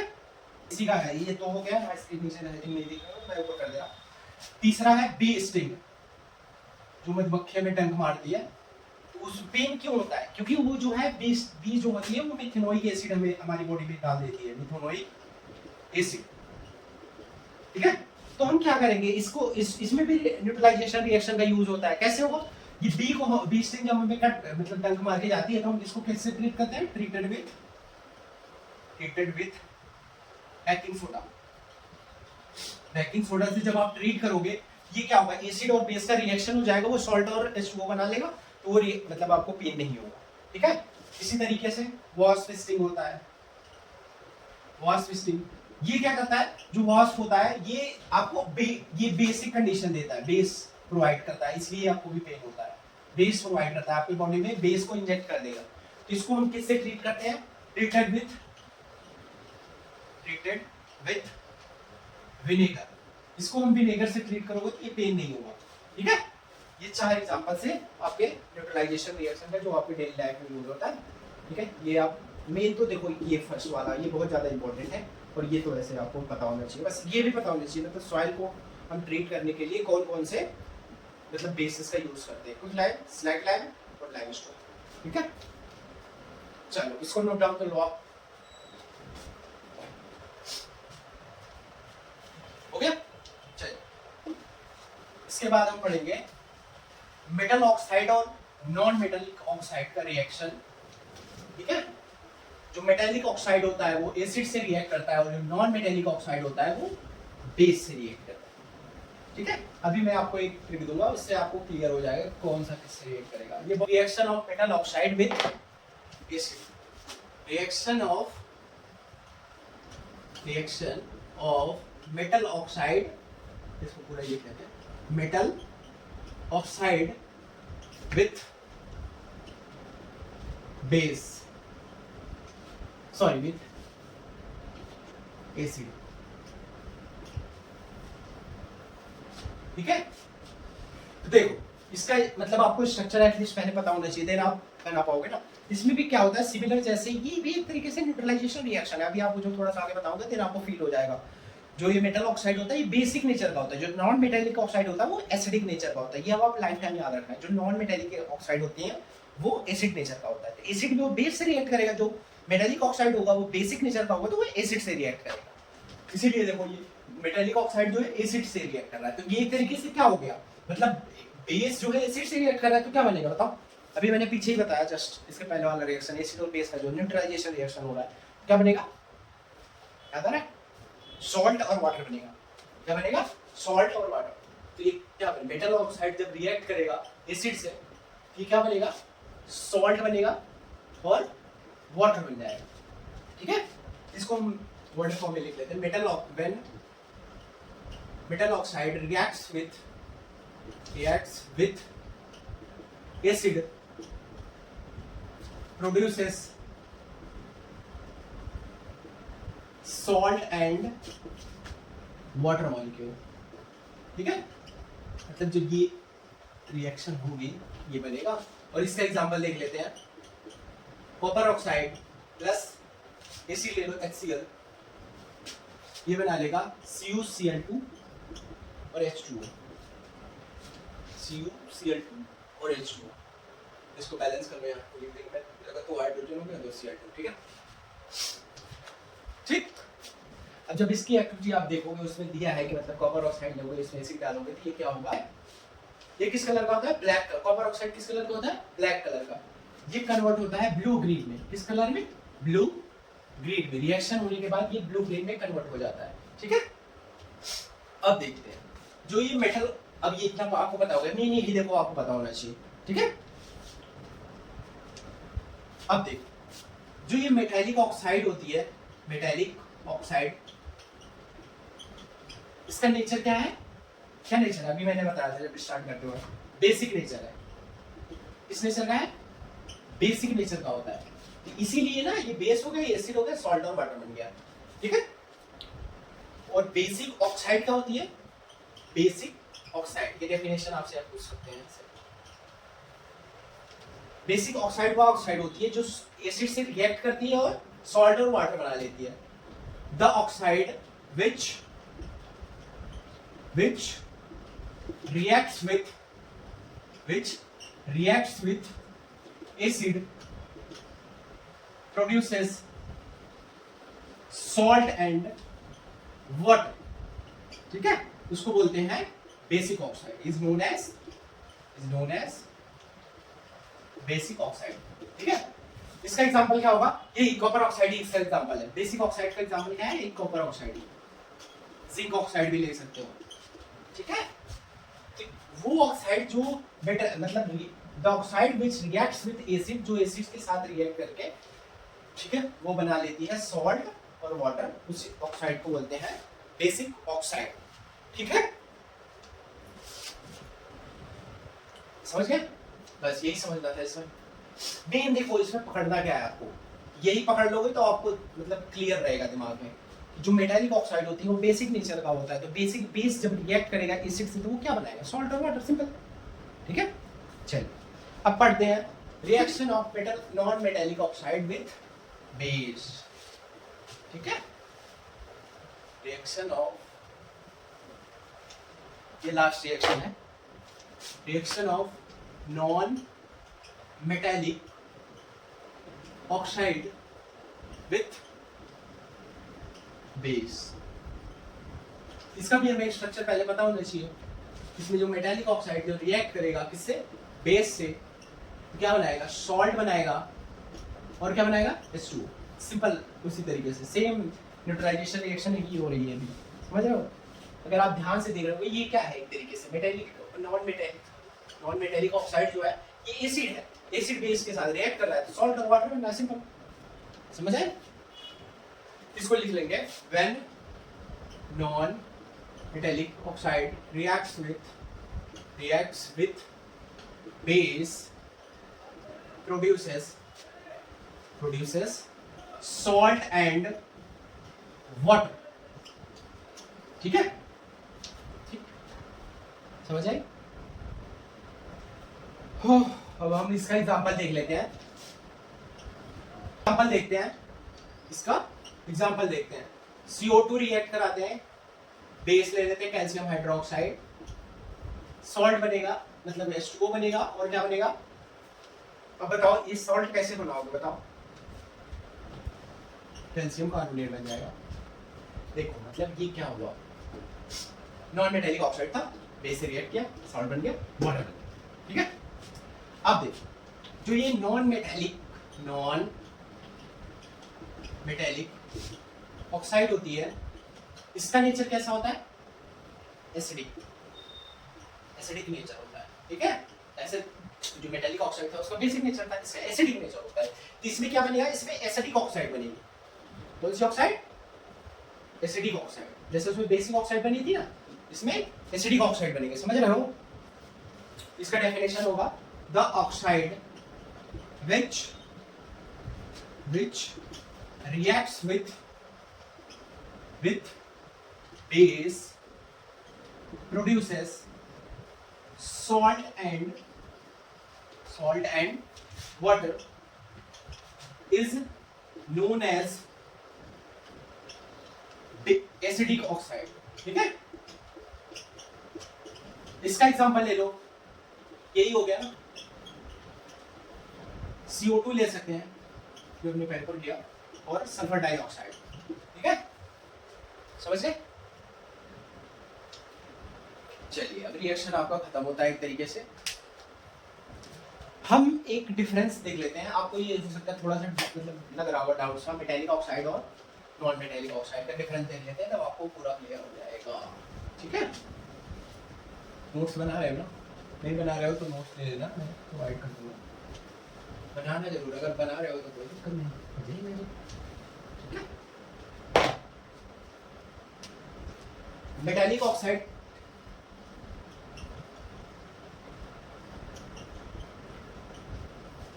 और नॉन मेटालिक ऑक्साइड, ठीक है।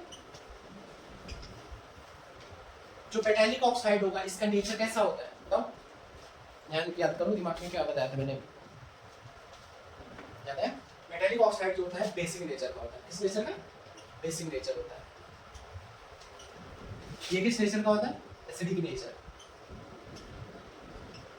ठीक है।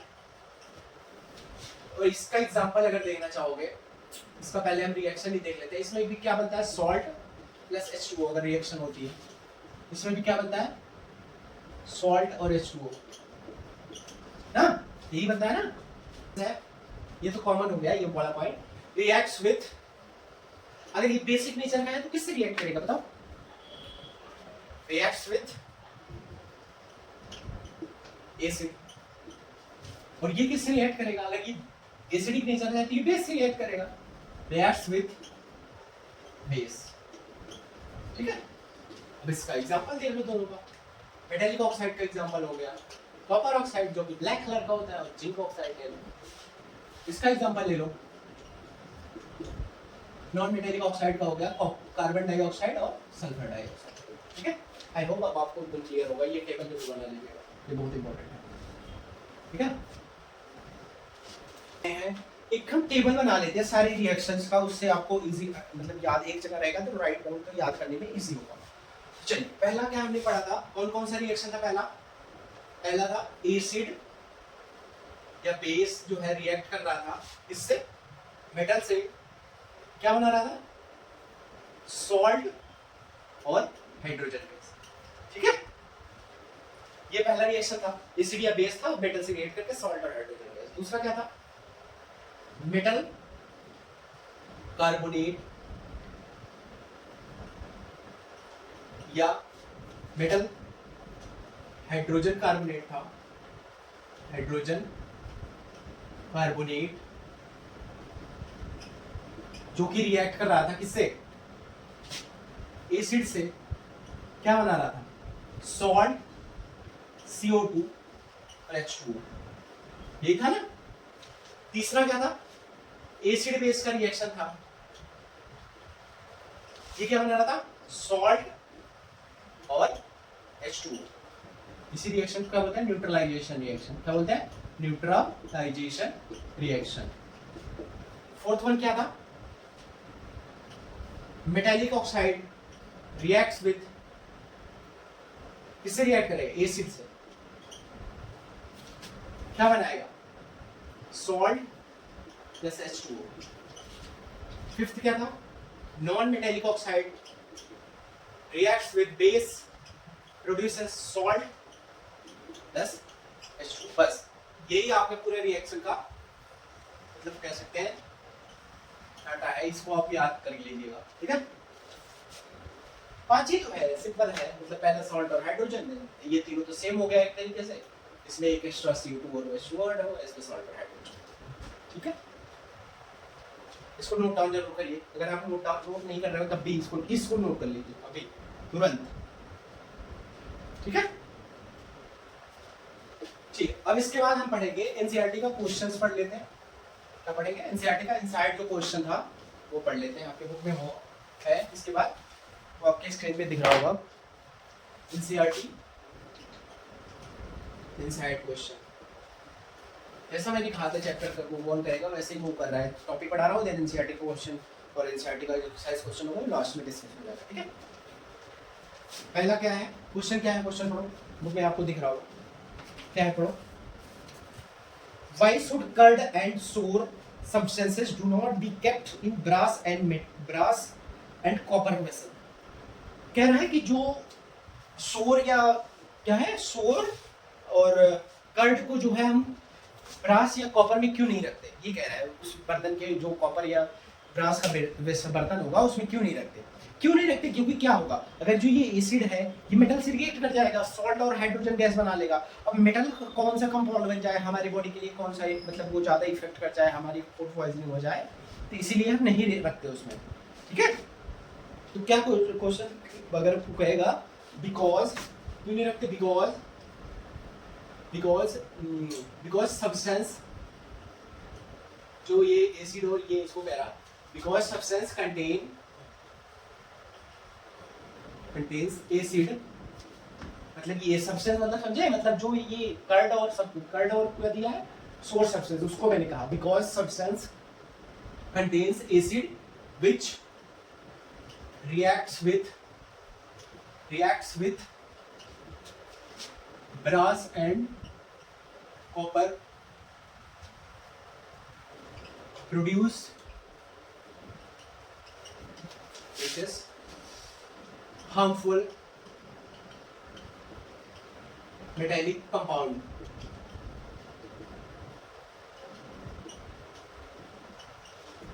which affects health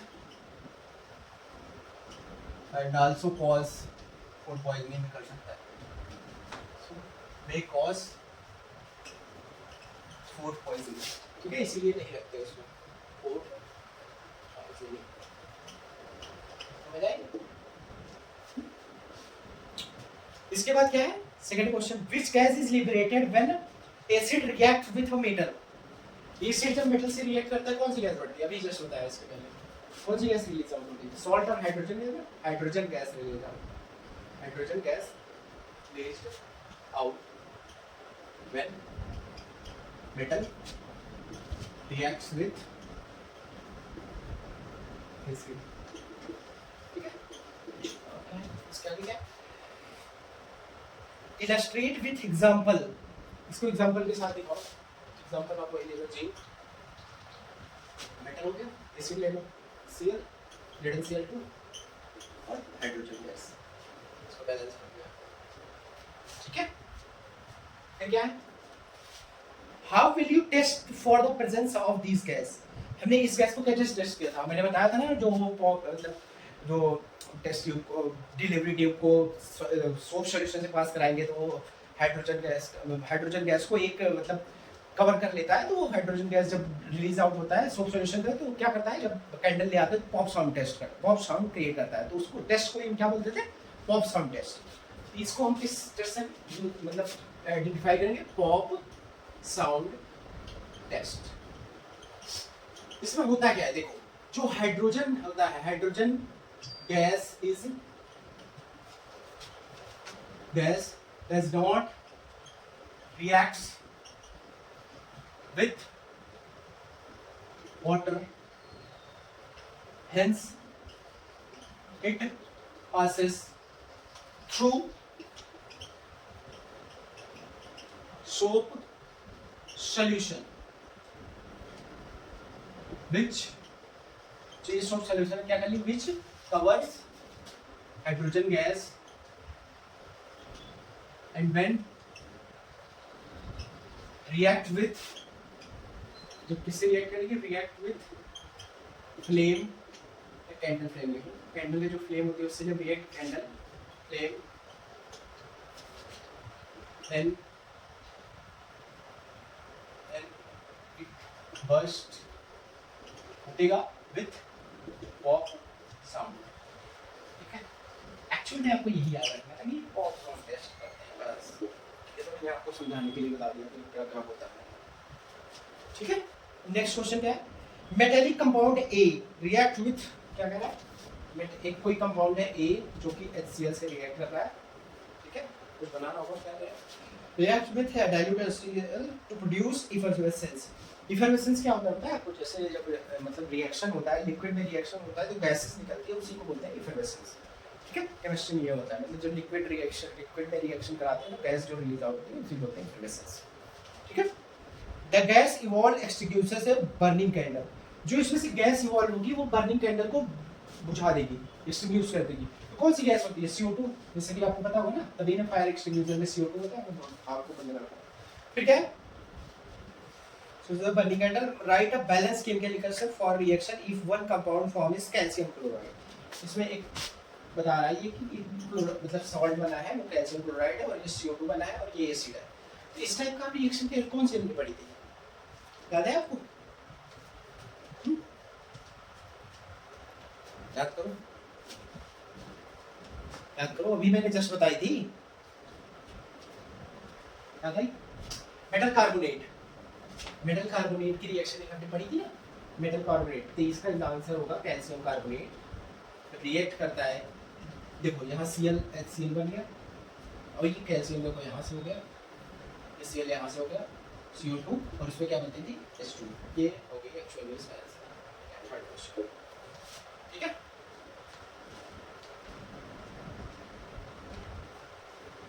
इसी के साथ हमारा पार्ट 1 इस लेक्चर का खत्म होता है। तब तक के लिए पढ़ते रहिए, समझते रहिए और सीखते रहिए सैम वर्ड के साथ। जय हिंद।